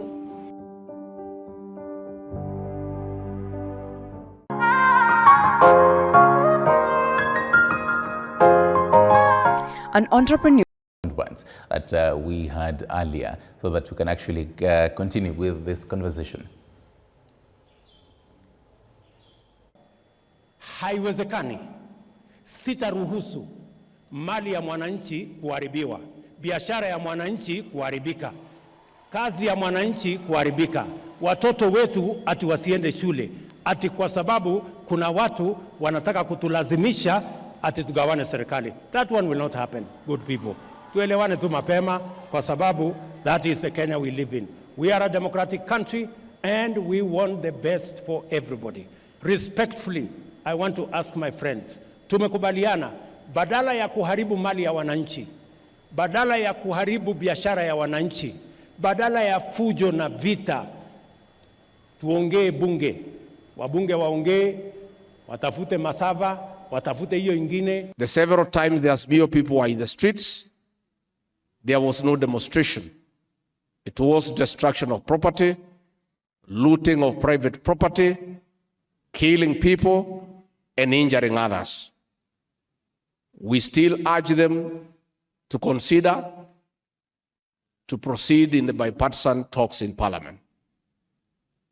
In the unfortunate event that they decide that they don't want to go that route, and they want to go to the streets, they must understand that the president has a constitutional duty to protect life and property. Workers, let us not participate. Sisi ni watu wa mshahara. Ukikosa kufika kazini, unaweza futwa kazi, mambo yote inaweza kuwa mabaya. Hiyo huwezi kutetea mtu kwa ajili alikuwa kwa maandamano. There is nothing you can gain. We have a constituency to protect. Employers and workers, we must protect our constituencies. Assemblies, picketing and demonstrations, which are not peaceful, are excluded from the protection of the article.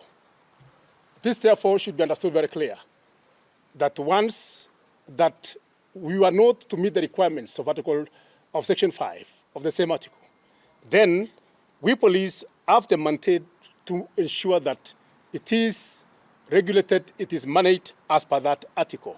And if it does not meet the requirements, then it is prohibited. As we said yesterday, we shall present a petition to the IEBC, the Office of the President, the National Treasury, and the Public Service Commission. There you have it. Ikonya, back to you now. And during that particular soundbite by Secretary General of Cotu, Francis Atwoli, and you're actually literally laughing on that. You can jump in on that, on the whole jumping of ship, and still on matters what you're talking about, the whole electoral reforms. And a question actually arises here. As you say that Kenya Kwanza wouldn't want to discuss matters, opening of the server, because as you say, it is done and dusted. But then some would argue that as Kenya Kwanza outfit, would you want to, are there particulars that surrounding the servers, surrounding the electoral reforms that you will actually want to touch on? Because elections in this country are not done. We will come to 2027 and thereafter. And it might reach a point that players in the Kenya Kwanza outfit, key players in the Kenya Kwanza outfit, might want to later on say, we should have discussed this. I love Atwoli. Atwoli is a very funny character. A character in the sense, is a person who is able to discern the times, and is able to change accordingly. Because if you look at one of the pertinent issues that the president addressed yesterday was the NHIF issue. We talk about a 2-point-something percentage. 2.7. Remember, it is Atwoli who took it to court some times back. So it was derailed. It was actually a Ruto thought then when he was the vice president, because they said we now need to look at NHIF in terms of how much you earn, so that you can scale it down for those people who earn. So basically, he was talking about a percentage that will make it easy for a common mwananchi, probably come from 500 shillings to 300 shillings, and then scale it up for, yes. So it's progressive in terms of the amount of money that you earn. It is Atwoli who took it to court. I am privy of some information that he is one of the people who really contributed most of what is in that concept. So he's able to discern the signs of time and is able to change, which is a good thing if you ask me. Because to me, Atwoli is more of a politician than a person who fights for the rights of workers. So I was telling my good friend Prof, that when we want to go to talks, and if we want to have honest talks, then we must do it within a framework, a legal framework. Because why am I saying this? We've had issues, we were discussing issues around church last week. So when you say let's bring in religious leaders and what have you, but what is the real issue? What are we discussing? Who is the complainant? Because you must look at the complainant and what are the complaints. Do they warrant bringing in other people? You know, is this something that we really need to bring in the civil society? Fine, we may agree, they may come in. But is it really pressing to the extent that we need all these people? I don't think we do. Because these are the representatives of the people. We need to sit down within a framework that is legally guided. Because if you bring in the civil society and all these other people, then you need, what you're telling us is that you also need now to go to parliament again and create a framework upon which these people are going to sit down and agree on those issues. So I want to believe the best way, which is already provided in law, is to have the members of parliament discuss these issues. And I was actually not for those teams. I was even for the entire parliament to just take some time off and discuss these things so that we can involve as many people as we can, from all over the country. That was my take. All right. Yes. Prof, in a response to what he was talking about, but then even as you come into that, today, if Azimio actually dishes out this particular, which they did, dishing out this particular card of mass action, and we actually see them march to and go to the IBC offices, the Office of the President, Public Service Commission, and the National Treasury. If they actually succeed to do this, and on the parallel, we actually still see the bipartisan talks. How best should these talks again continue? Yeah, first and foremost, I think the issue is whether they do all that doesn't matter, because the person who holds how that direction goes is still the president, like I told you. Because I said, for me, we are still asking the president. This is a hard time for us. Economically, it's not easy. It's being worsened by the fact that we haven't settled the issue of the election. Not that there is something that we need to go through election. It is in my heart, and I know it. William Ruto is the president. There is nothing changing about that. The only thing is that we want him to walk us out of this situation we have. And it is only him who holds a lot of keys to this. And this is where leadership actually can be defined. Kibaki had his moments. Moi had his moments. Remember, all these things about handshake has been the same thing in different names. Moi, with all his powers he had, he did an MOU with Raila Odinga. And then we come to 2007, 2008, we had the Nusumkati with the Kibaki. It's the same thing. And then we come to 2017, we had the handshake with Raila Odinga with Uhuru. 2018. 2018. Now we are moving to 2023, and will it be a handshake? It might be called cup of tea. It could be called anything else, but what we're trying to say in short is that what is it that will work out of this? And my question to these seniors who are very strong on this position, let me tell you what, I'm a pragmatist. That's why they don't seem to get my point. My point is that Raila is on the street. You cannot withdraw that. You hate him, you don't like him, he's right or wrong, he's on the street. That's a fact. And there's nothing you can do about it. How do we get him out of the street? Now, William Ruto, the president, your predecessors had done handshake with him to stop the issue. Now you have a PhD. You are actually the most educated president in Kenya. If you don't have a better solution, do what they did to solve the issue. Because if you cannot do something better, use what has worked. For us, what has worked as Kenyans, there was a handshake, there was a Nusumkati, there was an MOU. So we are not asking to handshake. The issue is you're the president. Do something better than what Open has done, because you believe you are brighter, you are sharper, and you are praising. That's where leadership comes in, to walk people out of a very difficult situation. Kagame did that after the genocide that took place in Rwanda, and he has stabilized the country, and that's never happened again. So what is it that you're going to do, which is the stroke of genius, the way you are? Because if you listen to the president doesn't sit to read his speech. Yesterday, look at how he talked. It was all off the cuff. Well, in fairness, we've seen, President William Ruto. I remember even during, a joint, media interview, and he was asked the same thing, and he talked about matters institutionalizing the office of the leader of opposition, so that he can actually, as you put it, remove Raila from the streets. Having this particular opposition that is unconstitutional. Okay. That's why it's unconstitutional to bring opposition into government. Remember, the current government, the structure of government we have now, there is no opposition. We have minority and majority. There is no opposition. But then it was taken to parliament so that the MPs were, and I believe it had started, but then it stalled. The parliament cannot change that. Okay. The basic structure of the constitution can only be changed if you go back to the people. Through public initiative. You cannot amend it in parliament. It cannot happen. There are certain things, like, for example, we are under a pure presidential system. To change from pure presidential system to parliamentary, you can't. Like, even now, ministers going to parliament is unconstitutional. Even yesterday, Raila Odinga pointed out of setting up a judicial inquiry. It's also against the constitution. The president has no powers to do that. What I'm trying to say is that the best thing to do, I don't care, but what will make Raila get out of the city is the ocean. And let me go now to one thing. You talk about parliament. We are here because parliament has lost its mandate. Why am I saying so?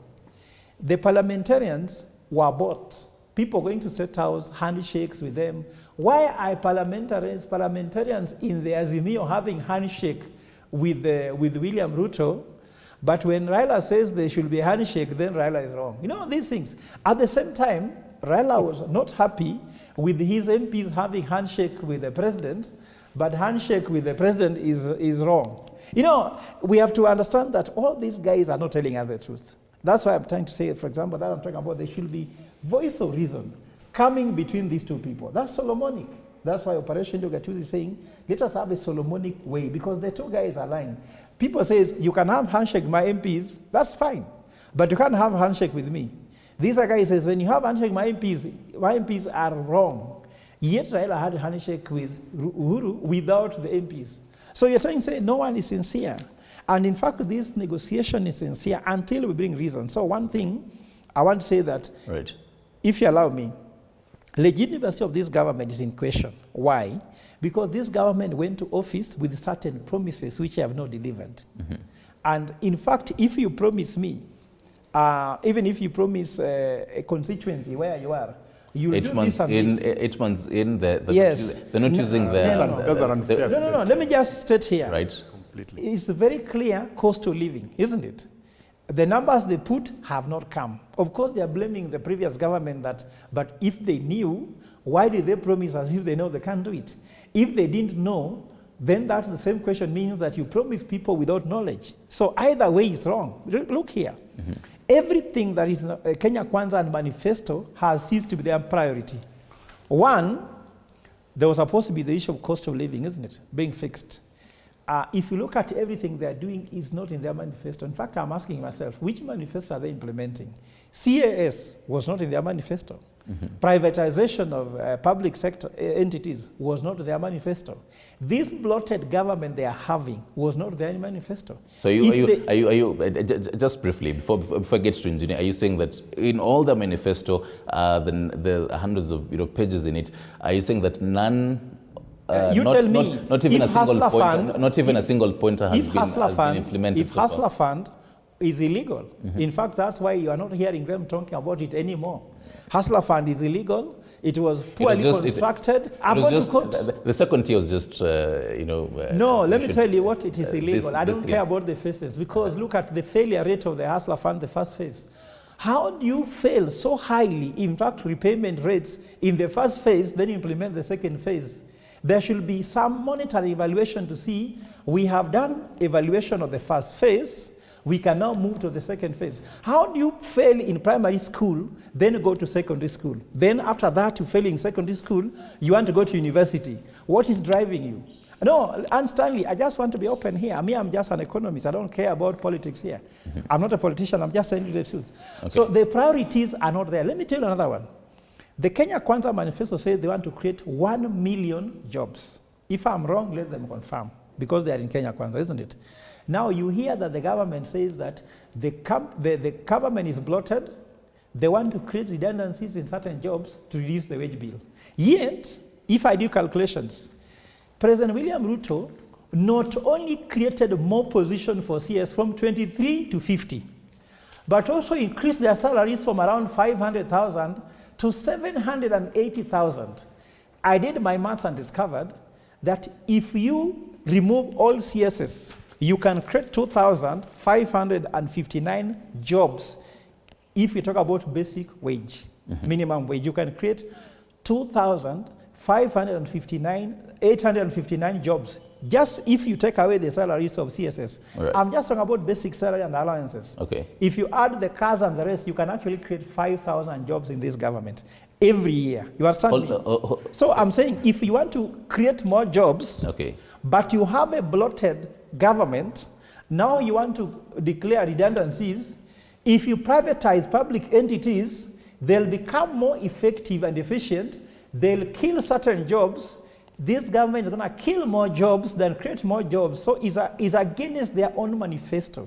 So I'm just giving you numbers. Then the last part, I'm finishing. Right. Okay. Remember, you gave this guy time, you took a break, you bring the bank. So multipartisan is going to help this thing, isn't it?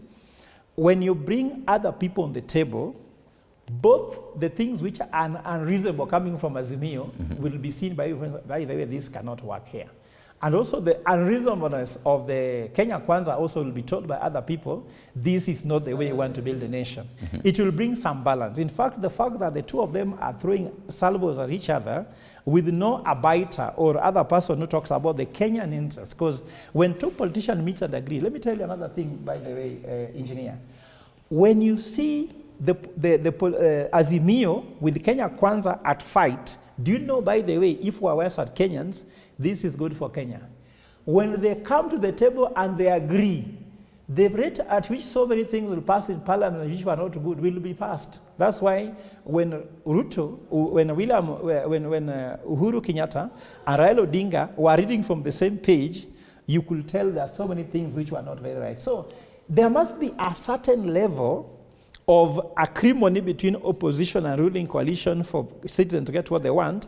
The only problem, it has gone too much that it has passed that optimum level. Right. On the streets. Prof, allow me to determine engineer here. And it talks about matters, the scorecard of Ruto's administration so far. We expected to see the next rather fast actually reading of Kenya Kwanza's budget. What should we be expecting? Is this this particular the whole demonstrations and the talks, are they distracting the president from actually focusing on implementing his manifesto? I'm completely lost as to what we are discussing, because I thought we were discussing the situation of the demonstration. Now we've somehow shifted to the scorecard they are very connected, of the government. Unfortunately, I don't see the connection, because there are specific issues that have been raised by the Azimio group that need to be addressed. I think there are 7 issues. Those has nothing to do with anything else other than those. So the more you draw in more issues, the more we get confused as a people, and I think the politicians enjoy that situation where we are confused because they can eat together. And I hear my friend talking about one of the ways of getting out of this situation, because you have 2 ways: either stamp your authority in terms of the law, in terms of what the law provides you to do, and any discussion becomes within the law. Because remember, in the proposed 2007, which was outside Parliament, was because of the chaos that was there. There was no longer government, so other people had to come in. In 1997, we had Parliament passing a law to allow those conversations outside Parliament, because we are a country that is governed by law. So, and the parliamentarians are representative of the people of Kenya. They're the ones who are to discuss issues on our behalf in Parliament. Is the government doing everything that they should be doing? That's a totally different debate, because I could agree in terms of what even he mentioned about 2.7% for NHIF, and you're talking about 3 million out of 50 million Kenyans being taxed a little bit more. 2.7 on NHIF, 3% on housing. That's for me is not right. But I think that's not the debate. The debate is, how do we stop this? One, for once, stick with the law and push it where it goes, and stamp authority and stop anything and protect people's property, protect people's lives. Ensure that your freedom does not infringe on my freedom, because that's why I pay taxes. You want what you want, I want what I want, but that must be within the law. Number two is this direction. Give the man a job. I think I was proposing the other day that maybe you could make him the chairman of the IEBC, because he knows how they steal and all that, so that to ensure that in the next election it will be very clean. But ensure that Raila Odinga as the Raila Odinga, yes, make him and ensure that the remuneration is so good that is within a bracket that will be fine. So that he leads us towards 2017. Or draw him in the government and make him... That means he won't be able to actually run for... It's elimination. No, he cares about us. It's not about him being president. Okay. We must assume that, because that's a conversation that's been going around. It's not about him being president, but taking care of us.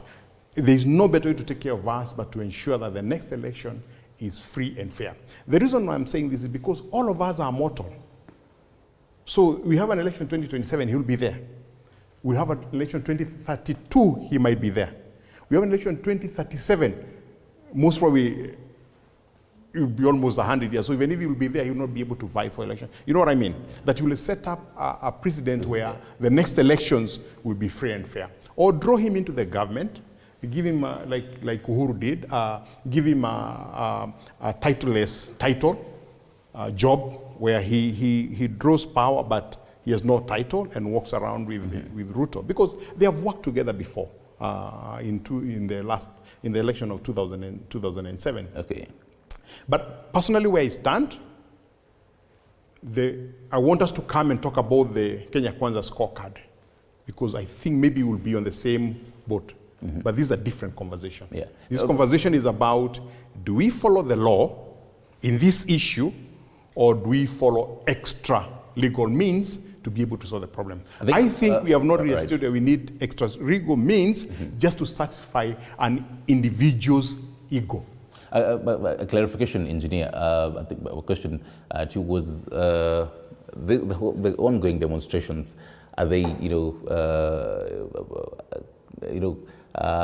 separating the president from what he should be focusing on matters, his manifesto, distracting him, was the word I was looking for. Are they distracting, the purpose of those demonstration is to exactly do that. Because the more the president concentrates on how to solve this issue, the more his eyes leave the ball. And his entire parliament, his entire government continues to do that. That's why for me it's very unfortunate. Because the Azimio team knows what they are doing. They are derailing them. For me, with this call of demonstration, the Azimio people want the government to really fail. I'm not saying that the perfect government. I can question many things about what the government is doing. But you don't have other opportunity. We are not able to sit on a forum like this to discuss the direction this country is going. The scorecard of the government, so that we question them for the things that we do. We are concentrating on demonstrations. So yes, the purpose of those demonstrations is to divert attention so that the government cannot be able to concentrate on the things that we do, so that they can fail. And unfortunate for me is like some Kenyans are desiring that the government fails. They don't know that when the government fails, they'll also fail. And briefly, to add on to that, before we take a short break, will you agree that the distraction again puts us on a whole negative impact, foreign-wise? Because again on Thursday we're expecting to see German and Kenyan by relations agreements and all this. Even as the president travels abroad, this might be sticky issues that even foreign heads of state who might be discussing, calling him and asking him, Ruto, what is happening in your country? How much impact does this bring? It has a huge abroad? impact. I'll tell you that I have friends who work with the Australian aid organization. Okay. Some work with the UNEP, UN, and all that. And I can tell you, they are getting what you call this travel advisory, travel alerts that they should avoid to go to Nairobi. Including yesterday, they received alerts. Don't go to Nairobi because there's a demonstration in Nairobi. So what are you asking? Are these having a negative impact? Huge. And I think as Mio are happy, the more negative the impact it has, so that the less the government will succeed. And when they fail, we'll say, oh, we told you they will fail. All right, thank you, Engineer. Let's take a short break. We'll be right back to discuss the whole, where does the buck stop really? We do say that for both core principles, as leader Raila Odinga and President William Ruto, but then again, if the buck stops on them, how then should they be using this particular position? Stick around, you're watching Morning Cafe.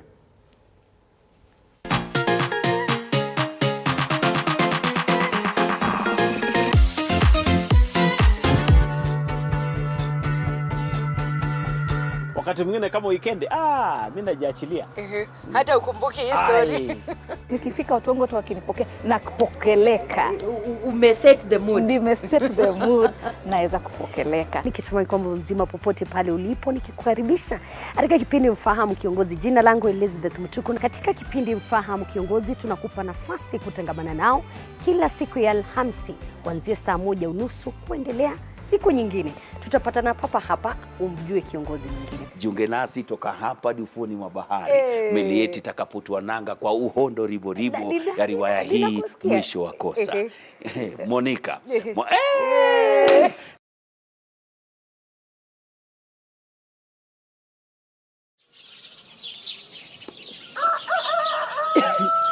It's early morning in Maralal. Start your morning informed, educated, entertained, and above all, know your country. From the beautiful plains of Samburu County to the skyscrapers of Nairobi, Morning Cafe certainly got you covered.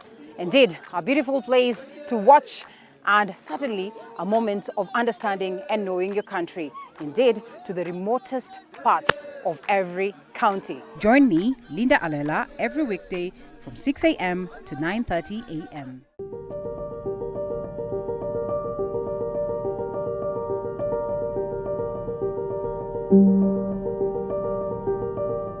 The diversity of Kenya's wildlife has garnered international fame.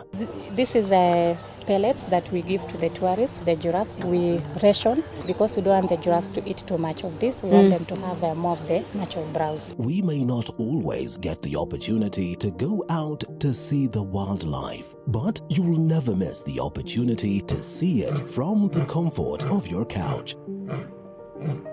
This is home to animals that have been found out there either injured, abandoned, or confiscated from people who are holding them illegally. Only on TV47 Wildlife, every Sunday at 7:30 p.m.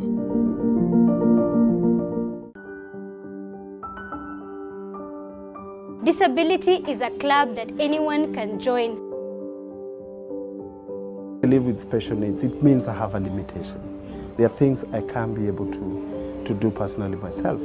And in our journey to talk about disability, we tell the stories of those with disabilities and even sit with specialists to understand what it means for those affected directly and indirectly.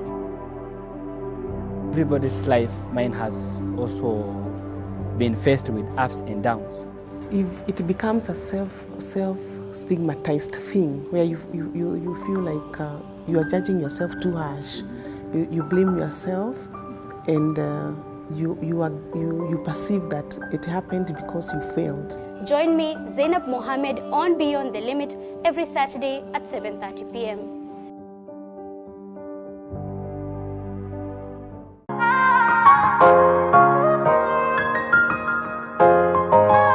An entrepreneur is defined as someone who has the ability and desire to establish, administer, and succeed in a startup venture along with the risks entitled to it to make profits. I'm a professional financial with a professional paper in banking. However, for fashion, it's something I've always loved ever since I was small. Started as a baby business. It was all about, you have your machines, the haircuts, wear the heads, bring the scalps.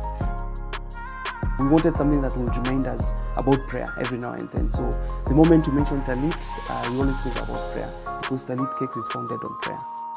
Get to learn more about these entrepreneurs and what makes them stand out in their field every Monday at 6:30 p.m. only on The Grind.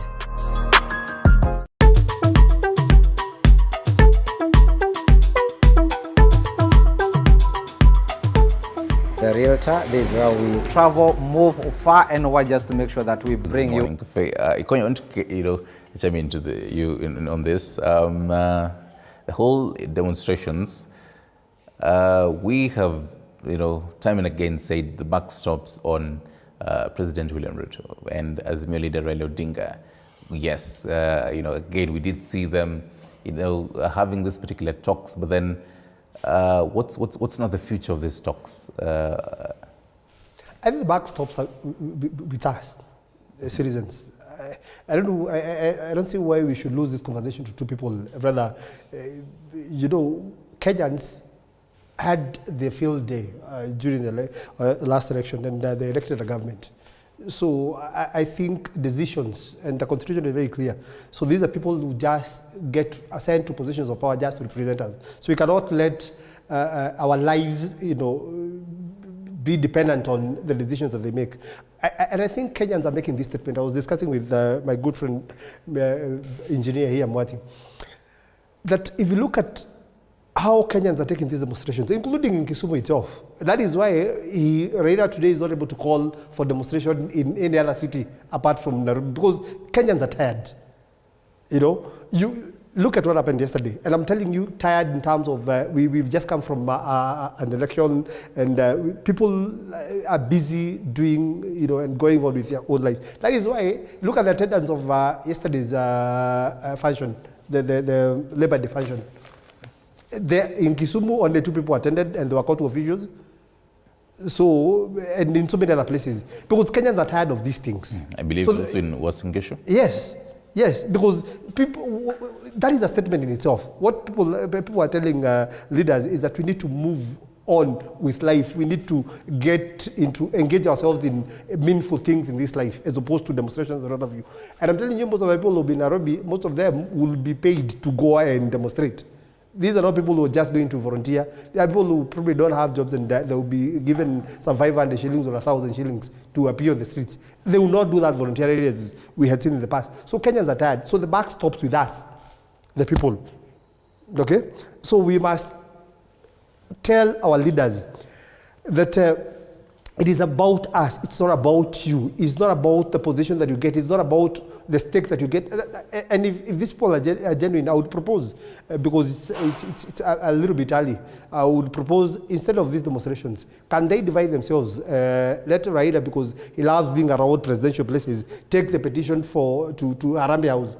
And then, the president. Yes, Mother Karua takes the one for IEBC. Okay. She's very passionate about those issues. So she will go to, and then Kalonzo will take the one for Treasury. They can divide themselves. There are 5 of them, because there are 5 petitions that they want to take. Let them, we only need 5 people to take those petitions. We don't need a whole lot of people in the streets of Nairobi. Okay. If we are genuine about, this is a petition that they want to take. So if Raila is very genuine, let him take the one for Harambee House. He loves being around presidential places. So you spare business people in Nairobi, so that they can have their day in business and they can make ends meet.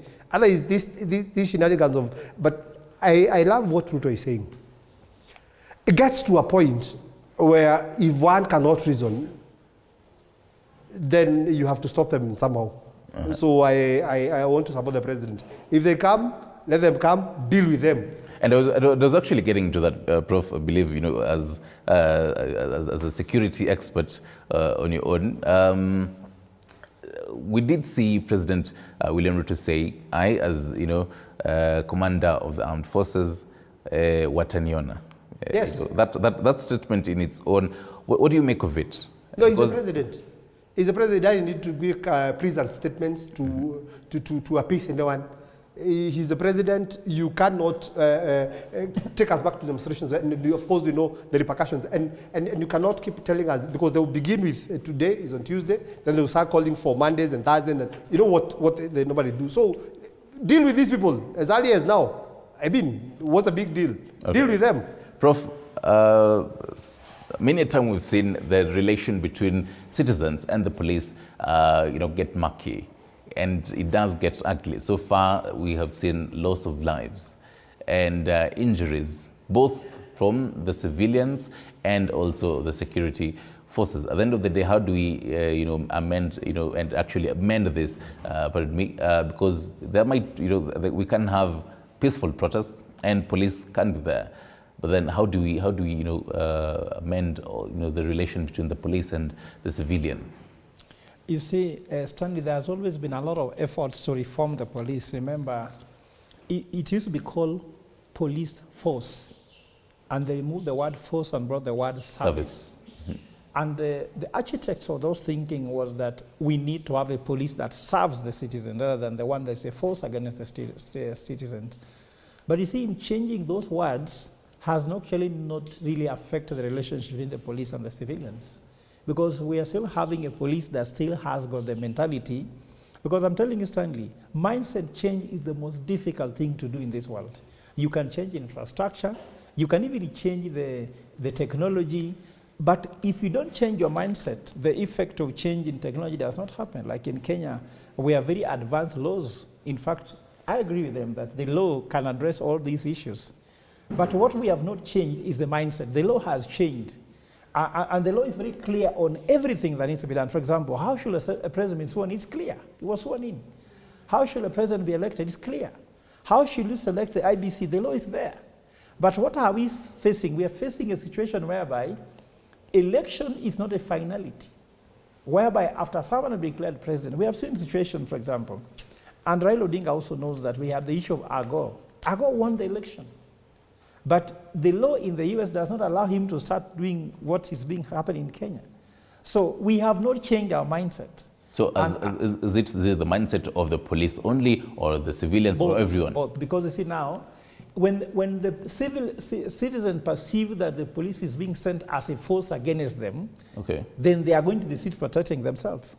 But I'm telling you, there are places, like you said, citizens went to the street with the money in their pockets, isn't it? To buy water, to buy food. Mm-hmm. But here, you go to the street to demonstrate with stones, because no one carries their phones.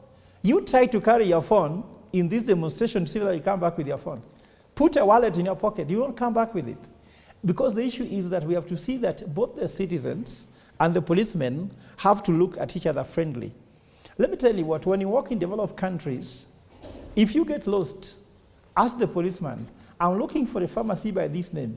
Can I know it? They will show you. Most of our policemen in Kenya, first, they don't even know those places well. In fact, they're the ones who get lost, they ask, can I know this and this? They don't know. Secondly, they'll approach you with a lot of, let's say, repression by telling you, who are you to ask me where you are going? Mind your own business. For example, I get lost, for example, on Silver Springs roundabout, and I take my car and say, please, can you show me this? Policeman, first of all, want to arrest me. Why have you stopped? And I've gone to that your own personal experiences? No, these are personal experiences, but it's not just me. You try it out. I have. I'll take you for a drive. I have, and I can say on my own, police were quite friendly. No, let me tell you what, Stanley. It is left to individual, let's say, judgment to treat you well. Okay. But that place is the culture, is the norm. You understand? Right. It's not the norm here, and not every Kenyan feel the way you feel.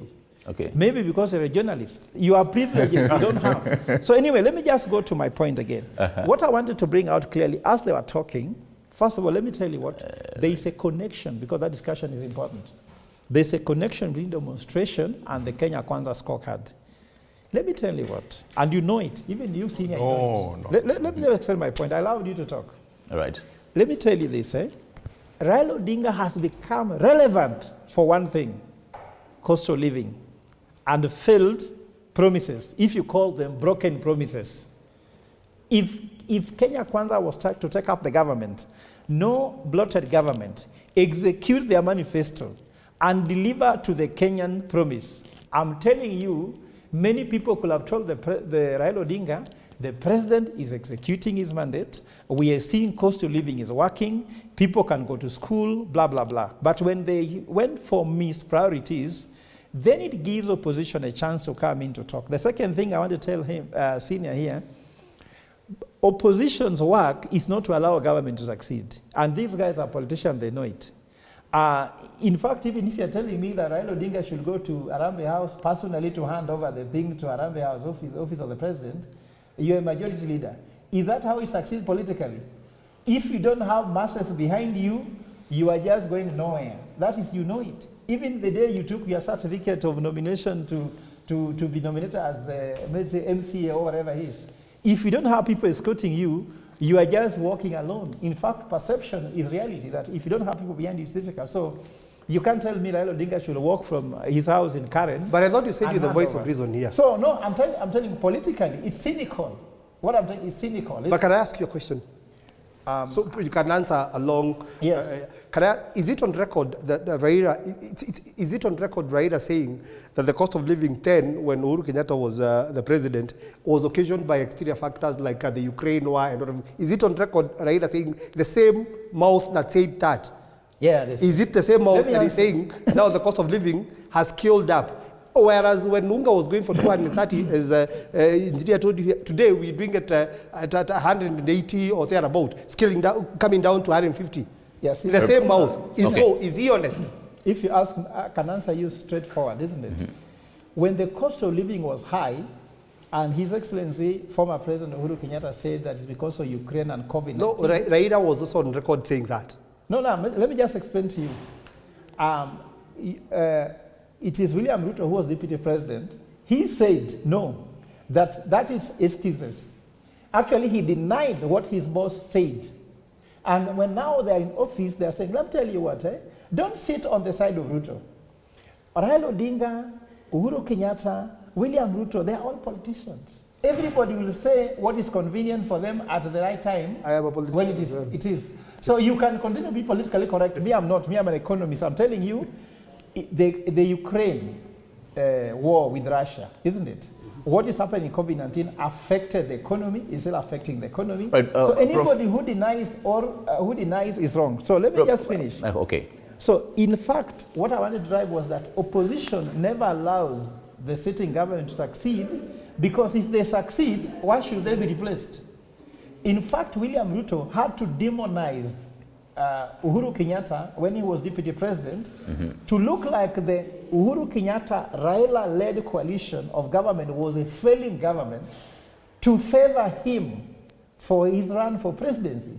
So whatever Raila is doing is the same thing he was doing against Uhuru. Prof, so no one should actually justify. Then last one, last. Allow me, power. Prof, kindly, because of time, I'll give you the 1 minute. I'll give you the 1 minute to wrap up. Because of time, I want us to wrap up the conversation on the role of the police in the country right now concerning the demonstrations. I'll give you the 1 minute to wrap up. We've seen Adam Sonbungei come to address and say these particular demonstrations are illegal, but then the Azimio faction again went to the streets. Again now, he again said that these particular demonstrations are illegal. We are expecting to see what will be happening today. What is the role of the police when it comes to matters, enforcing and ensuring that everything runs smoothly? Among the roles that they have is to ensure the safety of the demonstrators, that people are able to demonstrate and move from one point to the other without interference. To an extent, we had a few weeks ago a group of people that were demonstrating from River Road and those kind of areas, and they were going to Harambee House to do a presentation of a memorandum. And they ensured that a large mass of people moved across the streets of Nairobi and went and presented their memorandum. They were addressed and they left and walked away.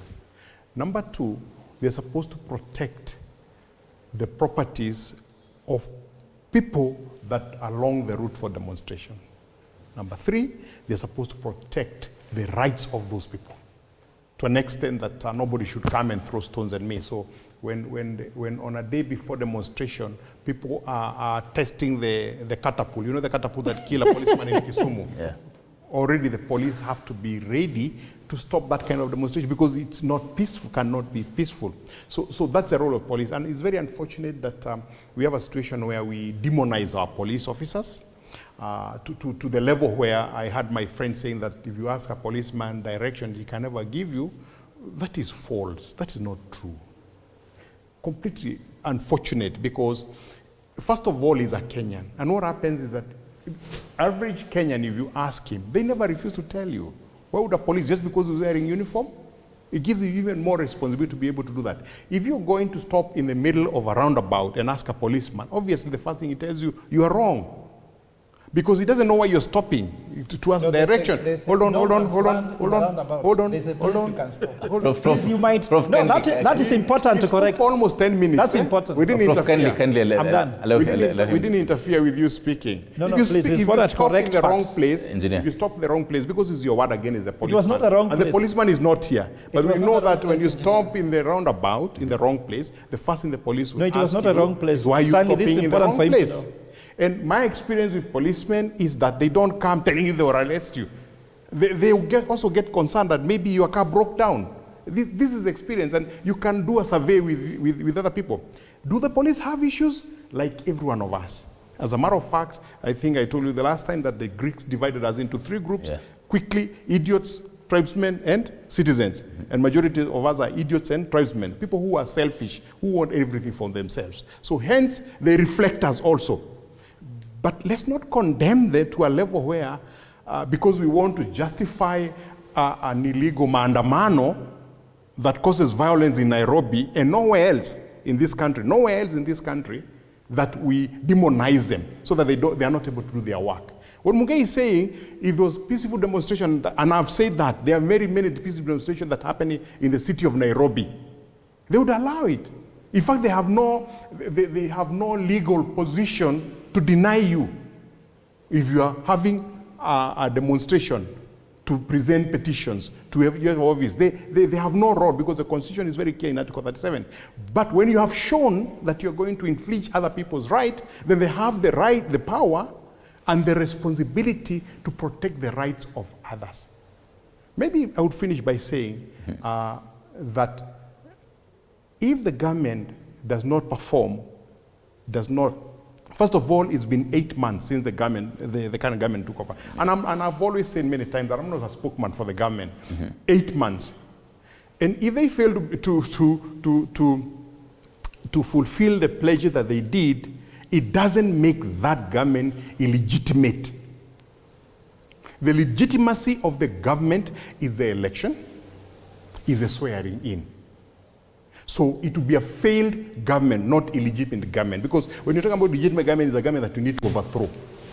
And I think some of these statements should be said with a lot of care so that you don't pass the wrong message to the citizen. Let's finish up on matters. The whole security matters. This is going to be parting shot. I assume that what we're doing now, we're doing a parting shot. For you, including your parting shot, what should you, because we've seen even Azimio leader Raila Odinga faulting the police. So far, he's written to the ICC and asking the ICC to actually probe Inspector General of Police Japheth Koome. There's a thin line here between the police and even the demonstrations and the demonstrators. What should we be expecting from the police as of today? Let us ask ourselves one question. It is the role of the police to protect life and property. Is it the role of the opposition to threaten life and property? Because what Raila is telling us that it's the role of the police to protect life and property. I'm asking, is it the role of the opposition to threaten life and property? So that is why I'm telling you, they need to be met with the force that the police has. We cannot allow people to just come out and threaten lives and property, because that is what we've seen. Is there a thin line where the force should be used? It is well stipulated in the Constitution, it is well stipulated in the Order Act, everywhere, you know. So once the police feel like they are being threatened and the life and property of people are being threatened, then they have to act. They have to act. It's that simple. It's that simple. I want to see the government today come out and protect the lives of people and property. That is what I expect to see today. Right. So that we stop these shenanigans. It's been, for a very long time, we've been treated to shows that we ought not to be treated. You know, when my prof says that the opposition, and I agree with him, that the role of the opposition is to make sure that the government fails. Not fail. Yeah, it's now the role of government again to also make sure that it succeeds. Yes. And one of the way of making it, of succeeding, is by removing the hindrance. So let them be faced with all the fault that government has. Right, I'll take your last words. My last word, yes. Okay. I want to digress from what you're discussing. I want to address a very pertinent issue here. And I want to address the residents of Kiambu. And I want to talk to the County Assembly of Kiambu. I don't know who bewitched Kiambu, whether the witch died. Because here we have now tabled a motion to remove Governor Matangi. We saw what happened with the last regime when it was removed and Yoro came in. Kiambu never did anything for those 5 years. So telling us again, a couple of months down the line, that you now want to impeach the current governor, I want to advise the members of the County Assembly of Kiambu, because we are going to call you out by names and intentions. I was actually, and I'm happy that you brought that up. I was actually to ask you, before you actually wrapped up. And so far, it's a conversation we've had here previously. Some CECs have actually resigned as the immediate former majority leader. Some MCAs, fault the governor for being a one-man show. What's the whole relation? How should this be handled then better? No, if you ask me, he's not a one-man show. Because ideally, let's look at what is happening. Let's be critical about this. Okay. The CEC who resigned for a reason, and he did put that in writing, and of course gave the governor. Not one, but then I think there are a couple of them. Some of them got jobs in more lucrative places, so they had to quit. But if you look at what the members of the County Assembly, and rather the reasons they've given for trying to impeach the governor, what the governor of Kiambu has done is to control, the usage of money.